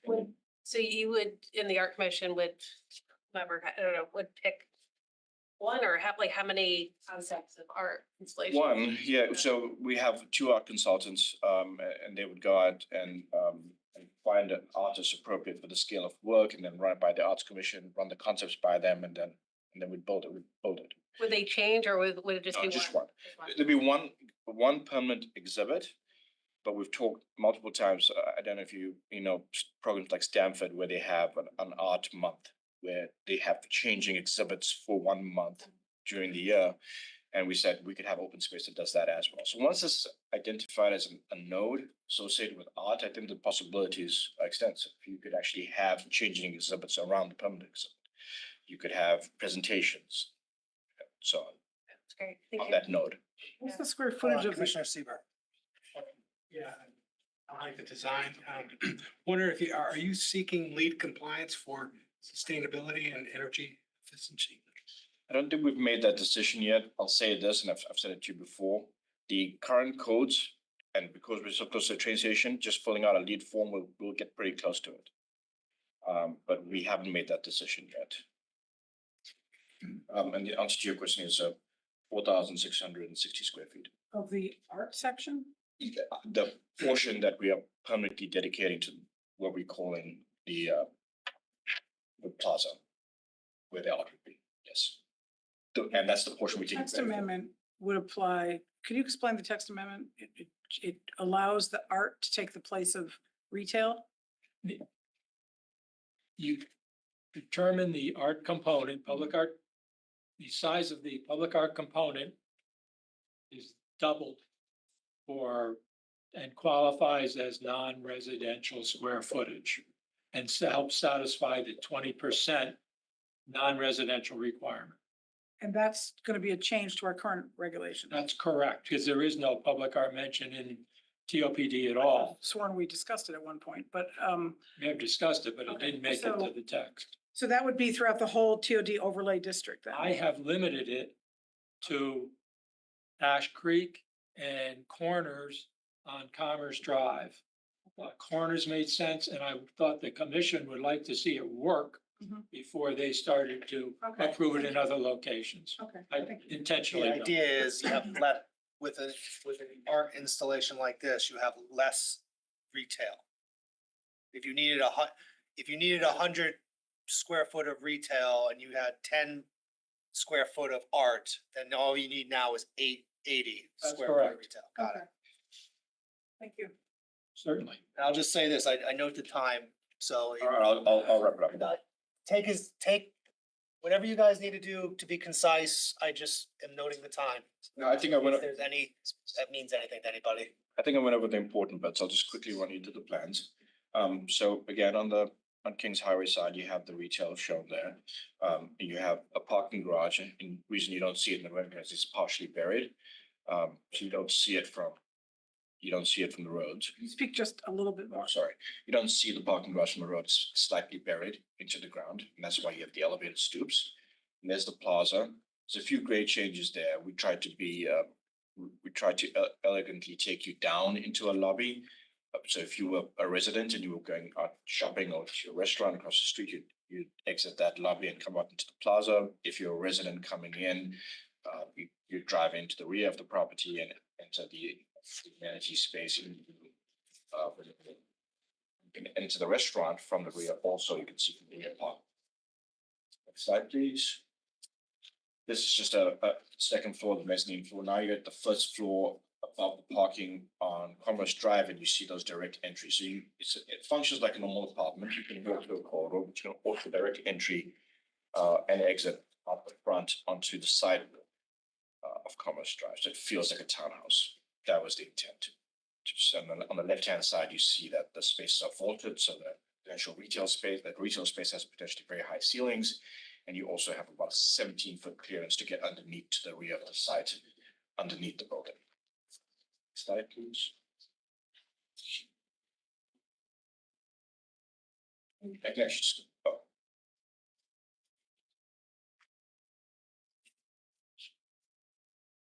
Right, like you, if you mind skipping this, just a typical floor.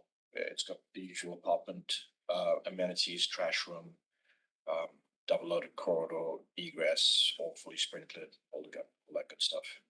These are high-end apartments. If you've been into Alto and Trademark, you know, they're very well amenitized. The apartment, so. What is it, 12% affordable housing? 12. Equally distributed, all that stuff, right? If you can go to the floor plan, please. Skip on for floor plan. First, one more. Thank you. So that shows that we have lofts. And Ari and Nico have studied their product. They had the exact same thing across the street at Alto. That's what that is. The upper floor stories on Commerce Drive get lofts. And you have little What terraces. did you say? That's the same? as Alto? Same as all the lofts. The loft concept of having lofts. Product, it says residential product, so each loft gets a deck associated with it on the upper floor. And on the left-hand side, in the spread of being very well amenitized, we have a lower roof deck. And then you'll see in the next slide, an upper roof deck. There's 2 roof decks connected by stairs, and there's a rooftop amenity. So highly amenitized building. We felt because we're at a busy intersection, the amenities were better served at the top of the building. So, right, please. This is a building section. The highlight here is that you zone allows 70 foot. Our maximum height here is 67 inches, so well under that. And if I take away on the right is Kings Highway, and you have a high volume retail space. On the left-hand side is Commerce, and then you can see the direct entry where the garage is slightly buried, and you walk on your stoops onto the street. Next slide. I'm gonna skip these and go straight into 3D so that I can explain materials right there. Okay, right there, thank you. So this is the concept. Again, it's not, I wouldn't call it modern, it's more contemporary architecture. It was driven by the idea of the floating box on the left-hand side and the townhouse direct entry stoops on the right-hand side, so the planning affected the architecture. And then once we created that, the architecture that was evocative of those 2 concepts, the floating box and the direct entry townhouses, we created a symmetry behind the townhouses.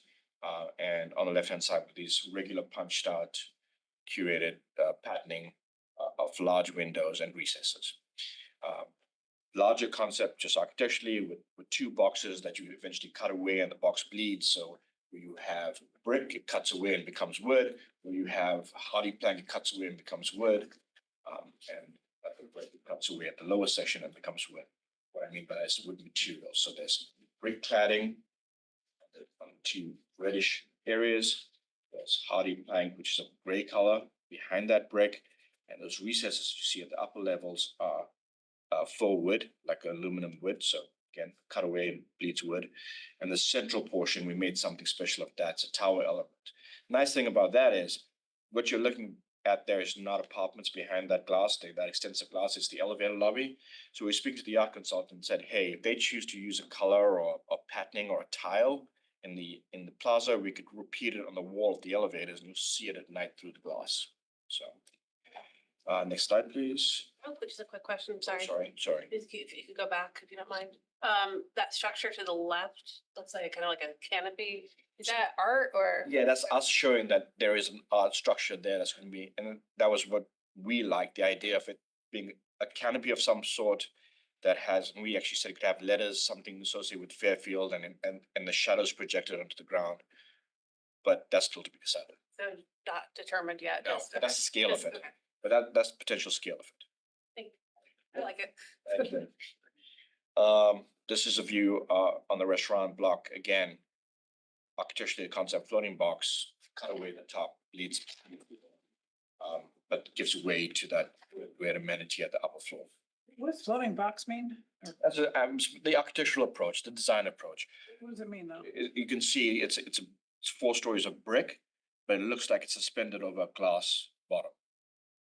Right, that whole bottom is just glass. So at night it'll look like the brick is suspended over the glass. And then the last one is just, the last image and saying, okay, we could make the space a really special place. This architecture looks in line with what's currently there, also and stuff. That was the intent. Of course. Okay. Thank you. Thank you, Seelan. Mr. Chairman, I'd now like to introduce Mr. Corey Chase, professional engineer with Dynamic Traffic, Chester, New Jersey. Corey. Good evening. Good evening, Commissioners. Again, Corey Chase, licensed professional engineer in the state of Connecticut, Dynamic Traffic. Our involvement was we consulted with Rob on the site access, circulation, as well as the overall pedestrian and vehicular connectivity of the adjacent roadway network. And we also prepared a traffic impact study. It was dated June 30th, 2025. That was previously submitted to the town. One of the important things to just highlight really quickly in regards to the site plan, which is on the screen before you, that Rob mentioned, there are currently 2 curb cuts along both the frontages along the Kings Highway and Commerce Drive frontages. 1 curb cut will be eliminated along each frontage, and we will be maintaining the northernmost and easternmost curb cuts along both frontages. So we're pushing those driveways as far away from the adjacent signalized intersections as possible. We are also adding a sidewalk along the Commerce Drive frontage, so we will be improving pedestrian connectivity to the adjacent roadways. As was mentioned by the planning director, we are also adding 6 on-street parking spaces along the Kings Highway frontage. In addition to providing additional parking, it also, as she mentioned, provides traffic calming along that roadway, so it has a double added benefit. We did prepare, as I mentioned, a traffic impact study. It was dated June 30th, 2025. That prepared a pre and post development analysis along the adjacent roadway network to determine if there'd be any detrimental traffic impacts upon the redevelopment of the subject property. We prepared trip generation projections utilizing data published by the Institute of Transportation Engineers in the current edition of the trip generation manual. We prepared it for both the commercial and residential components that's summarized on table 4 of our report. You can see overall, focusing on the weekday morning, the weekday evening, and again, the Saturday midday peak hours, that the redevelopment of the subject property is projected to generate a maximum of 69 trips during those peak hours. So it's approximately 1 trip on the adjacent roadway network every minute during that peak hour. It's important to note that the subject property is obviously currently developed today as the existing restaurant, former office building. Table 5 provides a comparison to what those uses would generate based on the Institute of Transportation Engineers data compared to our development. As you can see in table 5, it's essentially a wash. So the existing developments as they sit today will essentially generate the same amount of traffic as a proposed development would. To be conservative, we didn't take any credit for those existing developments. We just assumed this was all new traffic over vacant land to again provide a conservative assessment on the adjacent roadway networks. We studied the 2 adjacent signalized intersections, Commerce Drive and Kings Highway, Commerce Drive and Black Rock Turnpike. Those pre and post development levels of service are summarized on table 6, which is located on page 9 of our report. Happy to report that there are no degradations in the overall levels of service at either of those adjacent signalized intersections during any of the 3 peak hours that we studied. And that the proposed site driveways, both along Commerce Drive and Kings Highway, are calculated to operate at acceptable level of service, B or better, during each of the peak hours. We also took a look at vehicle queuing at each of the proposed driveways. It's projected to be 1 vehicle or less during any of the peak hours. So the driveways and the adjacent signalized intersections are all calculated to operate at acceptable levels of service. No significant traffic impacts are anticipated as a result of the redevelopment of the subject property. Also took a look at the proposed parking supply on site. As was mentioned, we are providing 118 spaces on site as well as 6 additional on-street parking spaces for a total of 124 spaces provided. What's great about having the mixed-use development is you have the retail component, you have the residential component. Generally, those have offsetting peaks. The retail is going to generally peak during the day with some evening peak. The residential parking demand peaks overnight. So those spaces are able to be utilized by both the retail customer as well as the residential tenant as well. We did take a look at the parking for the adjacent trademark development. We had obviously a great case study directly across the street, directly in this neighborhood that we could look at the parking. What we found is the parking that's currently being generated by trademark is approximately 19% lower than what the parking requirement was. So you have an experienced developer who's developed a similar product in the direct vicinity of this site, and they have no parking issues at either of their two existing developments. Obviously, you have the close proximity to the Black Rock train station. Certainly, you're going to get people that will have one or no cars that are going to choose to use the trains, as their primary means of commuting. They have the ability to utilize Uber and Lyft to get anywhere that they need vehicular access. So, my professional opinion, there's sufficient parking on site. Again, no undue congestion on the adjacent roadway networks as a result of the redevelopment of the subject property. We took a look at the sight lines for each of the site driveways, and there is more than sufficient site distance from both of those access points as proposed. But did you consider, you just considered retail, did you consider restaurant use for this? We considered strip retail, which would be considered a mix of commercial and restaurant space. We didn't define it as one or the other. Strip retail assumes there could be a mix of both. We've had this come up in the past where restaurant use may not exactly be the word, kind of like a nice complementary to residential. You get the more of a night use and residential that are there. So that's but there is a parking garage trademark Right across the street. right across the street that's available to everybody, I think, right? It's open to the public. Yeah. That's correct. And by generating multiple communities within a walking distance, what you also have is you have captured customers as well. So you have tenants from these other residential communities that won't need to drive it. They'll be able to walk to this development. Sorry, Fitzpatrick, if you went full restaurant, would you have to come before us again for any kind of change or special permit or anything like that? I don't think a change Massive. of use might be simply a zone compliance, but I'd have to deal with parking, That's, depending on the size of the patron floor area. so right now, what you're asking is more of a retail, That's correct. and then if anything else deviates from that, you have to come back to us or even just to administrative okay, that's fine. I have a concern about parking because you have 105 bedrooms plus 36 dens, and you have the commercial. And that's all gonna park in the 118 on-site spaces plus the 6 street spaces are limited to 2 hours, right? Yes. So that's really just for people visiting the retail establishment. You really only have 118 for everybody that lives there. Are you having assigned parking for the people that live there? Like, that's a lot of people that are gonna be living there, more than you have. Well, I guess the question is, does your parking requirements meet our regulations? It does. And again, as I mentioned, that really what we're dealing with is customers or tenants here that they're going to utilize this facility due to the proximity of the train station for one, and then due to the other added amenities in the area. So I mean, this is not like an 830G where we're considering Yeah, it. the TOD development. We have and really, regulations that they've had. right, with the TOD, you're really dealing with reduced parking because of the transit offerings directly in the area. And we've got the parking garage nearby and all that. Okay. Notwithstanding the parking on the train station across the way, so. Correct. And as I mentioned, you're dealing with an experienced developer who's developed a similar product in this exact vicinity. Ron, anything else? Is there the sidewalks that are gonna be around this? Are there sidewalks that connect this to all the trademark as well as the train station?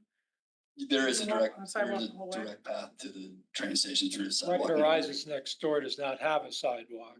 So the north side of Commerce doesn't connect. South side of Commerce does connect. Okay. It does, and you can also go down Kings Highway and get there that way as well. Correct. Sorry, can I just add one thing? So, sorry, I just wanted to add because, sorry, for the record, Emmeline Harrigan, Planning Director. If you can recall, when Alto was constructed, the commission at that time actually required that they put, for lack of better terminology, a goat path through the center of that building so that folks could take the quickest path to the train. So, I think this really provides a nice connection to the infrastructure that the commission at the time required for the other portion of their development. So it fits in nicely. No, thank you for that. Forgot. I think we're all set. Thank you. Thank you, Corey. Mr. Chairman, I'd like to conclude as quickly as I possibly can. Application did not require inland wetland approval, no inland wetlands on site or adjacent. Section 25 regs are satisfied. Proposed mixed-use building is permitted use in the TOPD. You've seen the site plan, you've seen the architecturals, you've seen landscaping. Certainly it's in harmony with the design of the neighborhood. It's in harmony with the spirit and intent of the TOPD in as much as it follows the regulations and guidance. The height is consistent with the area, including the 5-story office building at 75, Kings Highway, the existing new building at 665 in the Alto development. Can be no issues protecting property values when significant resources will be extended to construct a first quality landmark style building. Such a building can only positively impact property values as well as the appearance and beauty of the neighborhood. Lastly, as you've heard from Mr. Chase, the proposal will not result in undue traffic congestion. There'll be no reduction in the level of service at the relevant intersections. You speak. The proposal conforms to specific requirements, including lot coverage, floor area, residential density, and the residential commercial ratio. There is one wrinkle. There's some confusion with the parking calculations. The applicant team utilized a parking provision from the Goody Clancy study. That said, that recommended one parking space for every 333 square feet of retail. In this instance, that would result in a retail parking requirement of 13 spaces. We provided 13 spaces, but in reality, your commission did not adopt Goody and Clancy parking for retail. As a result, it stays as per section 13.5 of the regulations at one space for every 250 square feet of retail. That results in a retail parking requirement of 18 spaces, not 13. Fortunately, the applicable section of the zoning regs, that very section 13.5, gives your commission discretion in determining the appropriate parking. It states, and I quote, for multiple tenant properties with a common or shared parking area, the total number of spaces otherwise required above or by section 28 may, at the commission's discretion, be reduced. The applicant must demonstrate the adequacy and viability of a proposed reduction, and such request shall be subject to a public hearing. Here, the proposed parking of 108 parking spaces, I submit, is appropriate for 3 reasons. 1, we're providing 6 new spaces along Kings Highway. You can't count them because they're on town property, but they are literally new additional spaces. 2, the traffic study at Corey Chase analyzed the parking demand for retail use and residential use, noted that those uses experience a peak parking demand at different times of the day. 3rd, Mr. Chase looked at trademark 1. Trademark 1 is similar, 101 residential units, 13,960 square feet of ground floor retail restaurant. A count of the actual parking on 2 different dates found 129 spaces utilized when the parking regulations would require 159 spaces. TOD has excess parking baked, if you will, into the regulations. Because of the provision of 6 new spaces on Kings Highway, the fact that the parking demand takes place at different places, and the trademark 1 apples to apples comparison showing the regulations require excess parking, I'd submit that that's a very strong argument to support this reduction of 5 spaces, just more than offset literally by the 6 on the street. So right now we have 118, you're providing 118 on site. Correct. The straight regulation says 123. Correct. Thank you.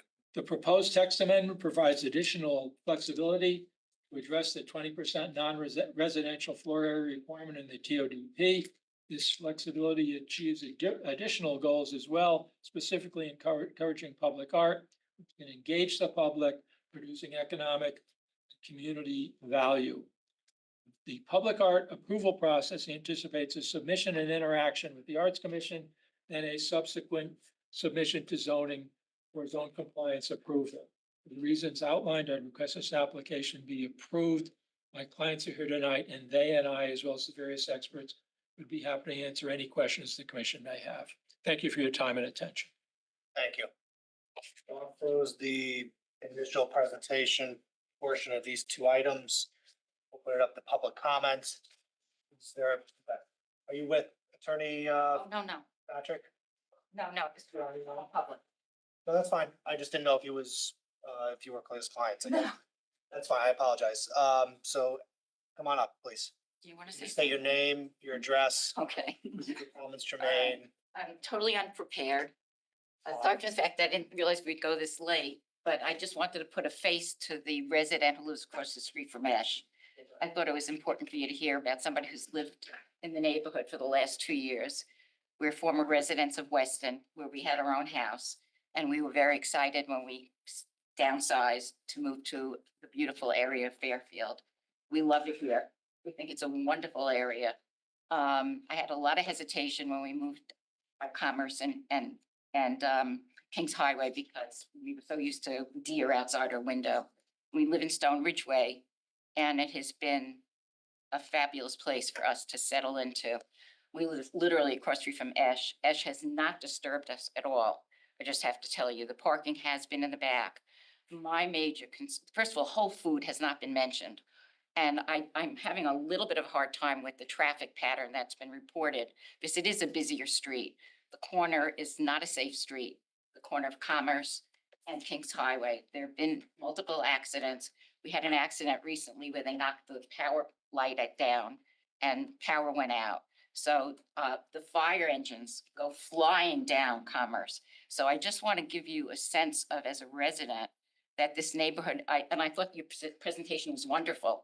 I really did. I thought the art, I think there were a lot of things about it. But I love that it is a residential neighborhood. And I would have great concern if it turned into a nightlife place. Now, I'm not a visionary, so maybe what you're suggesting is not what's going to happen.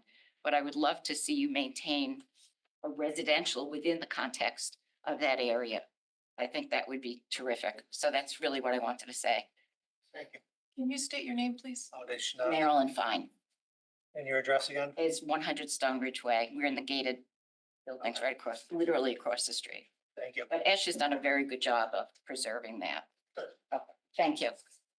Yeah.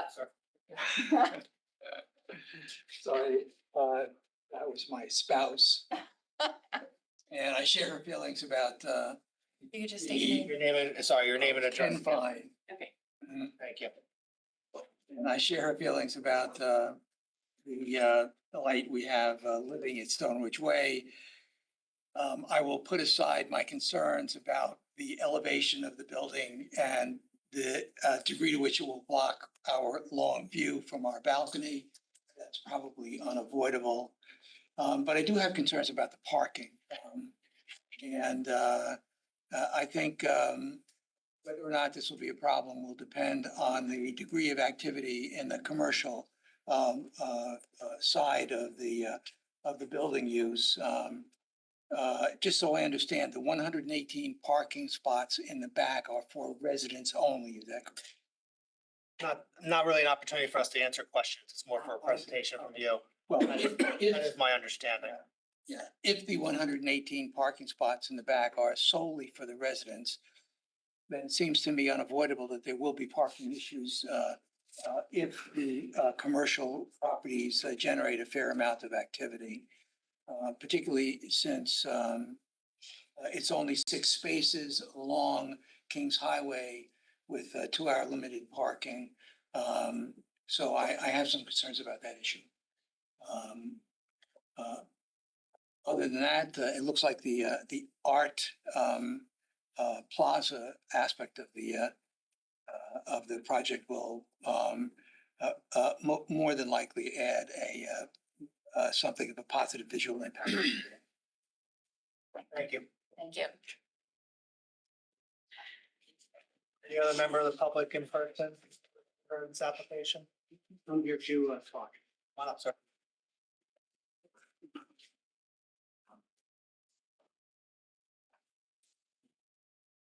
Good evening, Mr. Chairman, members of the commission.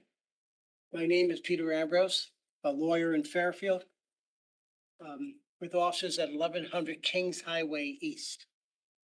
I'm here tonight with Paul Gustafson, been a Fairfield resident for 75 years. Paul owns the property next door to this site at 682 Commerce Drive and has owned it for several years. On site, it's a daycare center called Bright Horizons. Bright Horizons has approximately 100 daycare students and 18 or 19 personnel that assist the students. They're infants, many of them, ranging from 1 year to 7 years old. Again, this site, my client's site, is immediately adjacent to the parking area that's designated by tonight. I brought some photos tonight of our situation, which I'd like to have Paul pass out to you, and I'll designate them as we go along. I'll just pass out this first one, I'll keep one. You can just give it to Commissioner Braun and we'll pass it down. They're number one, Oh, great. 4 on the bottom. Oh, I'm sorry. So this is all number one. Yeah, it's all. Oh, okay, yeah, that's. This is number 2.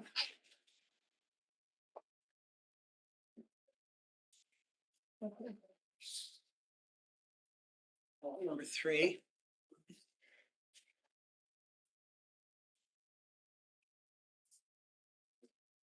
And number 4. You take one?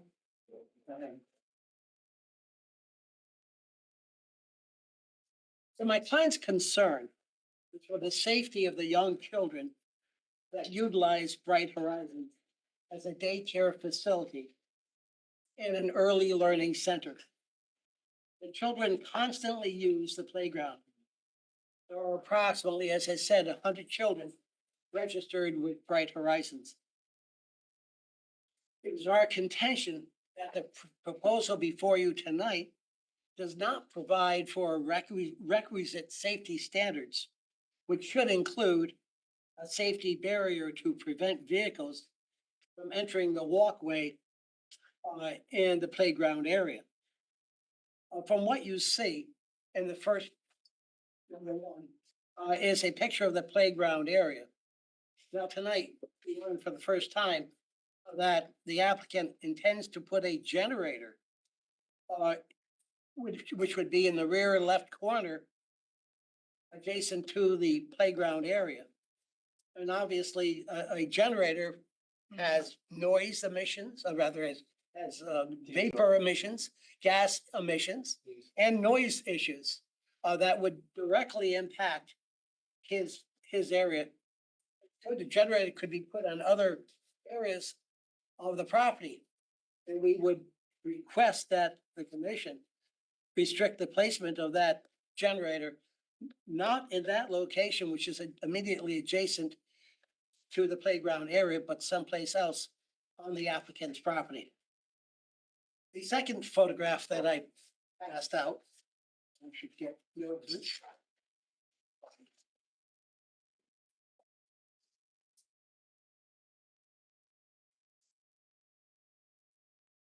Is a photo of the sidewalk of our property, which is the entrance to all the playgrounds. Along this 170-foot boundary fence, there is a sidewalk that the children use. They have scooters that they use on this, or small bikes. They're carried over this area. And this area, this sidewalk is immediately adjacent to the boundary of the neighbors. The third photo. The second photo, this black here, is there a parking lot on the other side of this? Yes, then? it's immediately. So that's not really, The proposed parking. okay, but that's, I wouldn't call that a sidewalk. Sidewalks normally Well, are it's a walk area. that's interior to your site. Yes, that's correct. It's an access area. Fair enough. So that fence, the fence is not on the outside of your site? There's 2 fences there. Oh, The fence on your right. the chain link Black one. fence, Okay, no, the one on your right the chain link Yes. fence? is the fence that separates our playground area from a little sidewalk that my client owns. So the other fence is the boundary of the property? Yes, the other fence is the So they boundary. use that whole gray area as well as the little stripe? That there? area is used as an access way Okay. to the various sites where the Okay. children play. Okay, thank you. So, but what's your ask for this then? Sorry if I missed. What we're asking is that this area be protected also. Our concern is the pedestrians will be parking their cars adjacent to the left, the fence on the left of your photo. And our concern is to have some sort of traffic barrier that's gonna inhibit a car or a truck from driving into the fence and onto this area. The third photo that I presented is a photo that, again, separates our property from 730 and 770 Commerce Drive.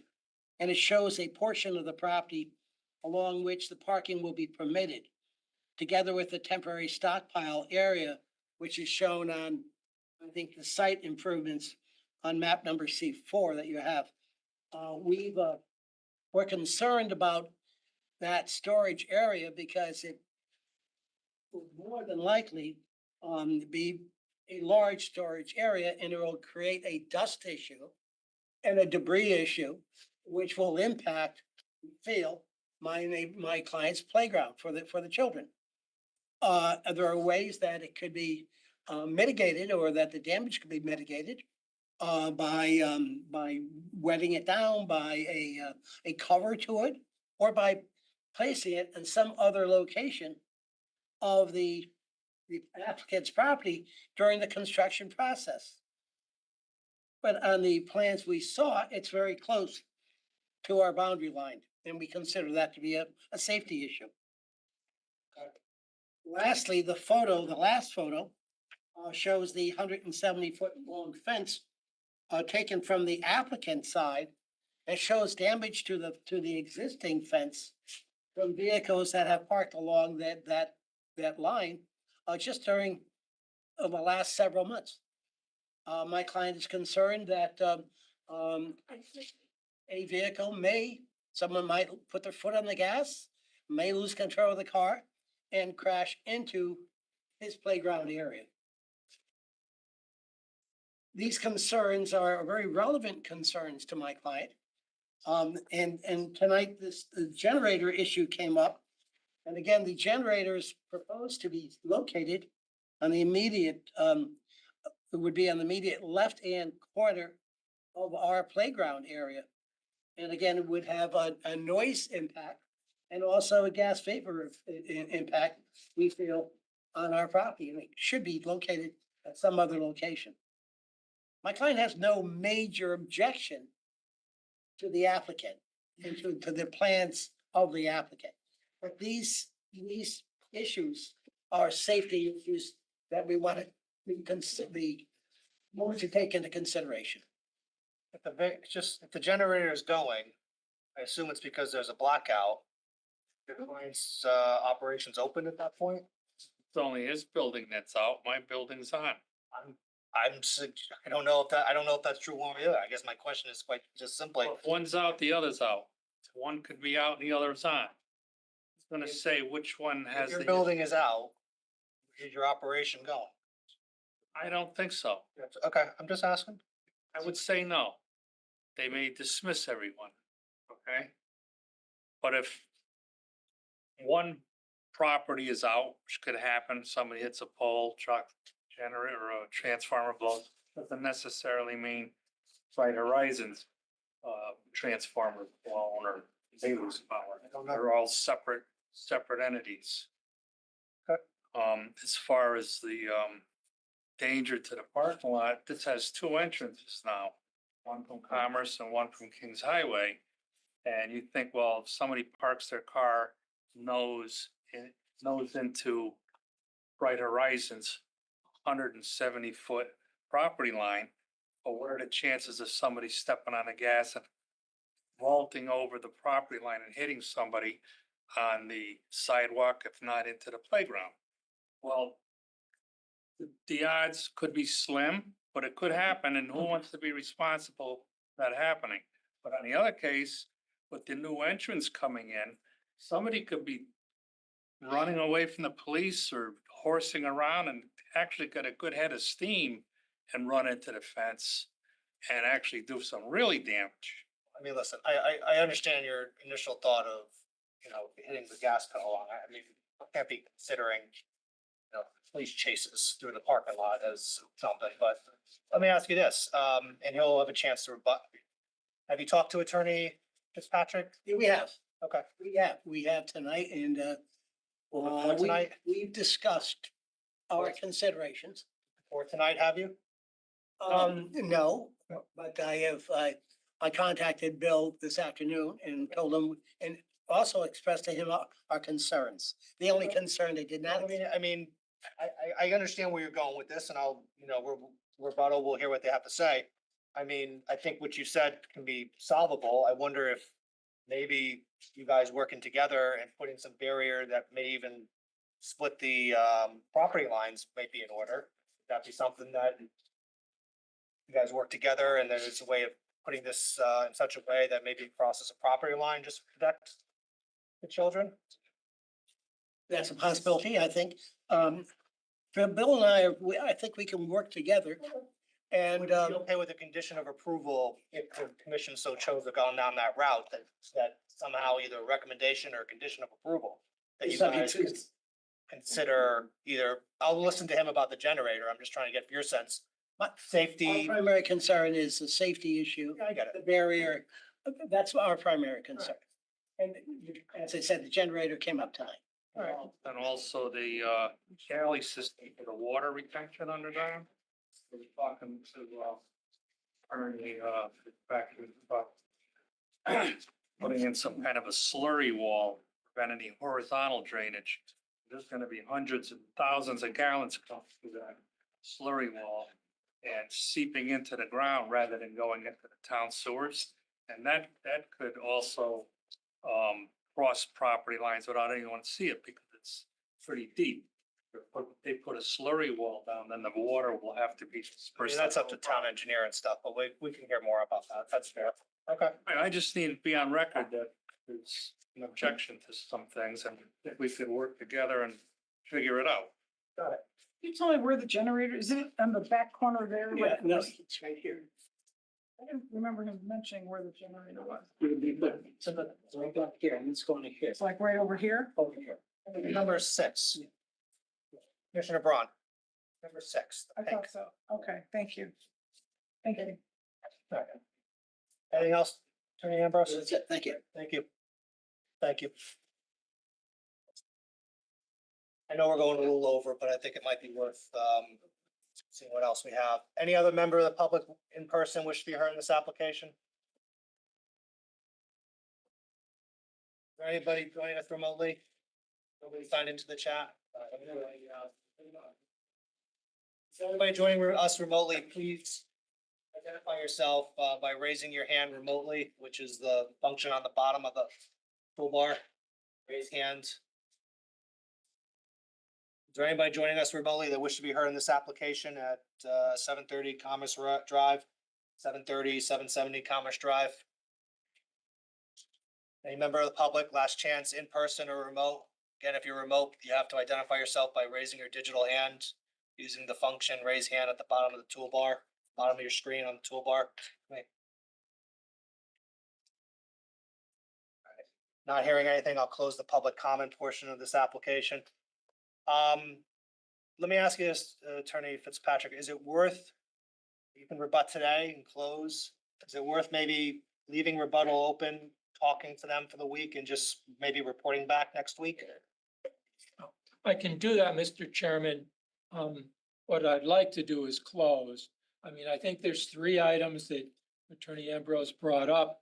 One is the barrier. We recognize the importance of the barrier. We think we can come up with a barrier that is more than adequate to ensure, something like the timber barriers that you used to see along the merit, very solid structure that does not. CVS, you see in the CVS parking little sphere that goes Or up. bollards, whatever. And because there is a limited area on that sideline which feeds to the playground, we'll protect it. I think we can do that. And we'd be happy to accept the condition approval in that regard. we can move that pile, that they believe can You're gonna have a cause some construction dust. screen up on the sewer, right? Pardon me? You're gonna have a construction screen up. Absolutely. Yeah. Absolutely. The generator is something, we had a discussion earlier and I had a phone call with Attorney Ambrose earlier. I never heard about the generator before. I mean, the fact of the matter is if the generator's running, they're not open. I just don't think moving that is a realistic. Well, I don't know the answer because you may very well need to be there to be away from the building. I don't know, but I think it's worthwhile investigating. Is there an alternative place? At least to investigate it. If you, I mean, it's your application, if you make the decision, you know, we need it there for whatever reason, maybe the thing I will, if you don't mind, I'll keep open just simply maybe for a written submission for you by the end of the week is the answer for the generator. Oh. Let me give a written, let me cover 2 or 3 items at the same time, Mr. Chairman. If I may. All right, so why don't we do this? I'm gonna close, my plan is this, I'll close the hearing. Fine. I'll ask you I'll leave it open for the sole reason of a written submission by you.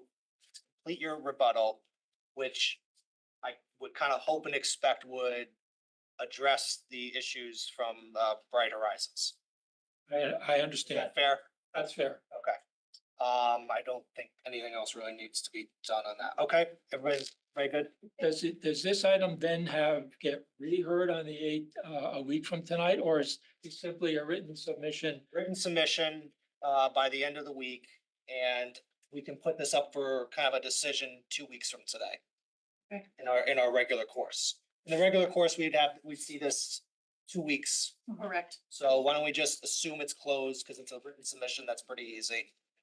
And we'll just do it 2 Will that weeks. submission have our consent to it? No, right now it'll just be rebuttal.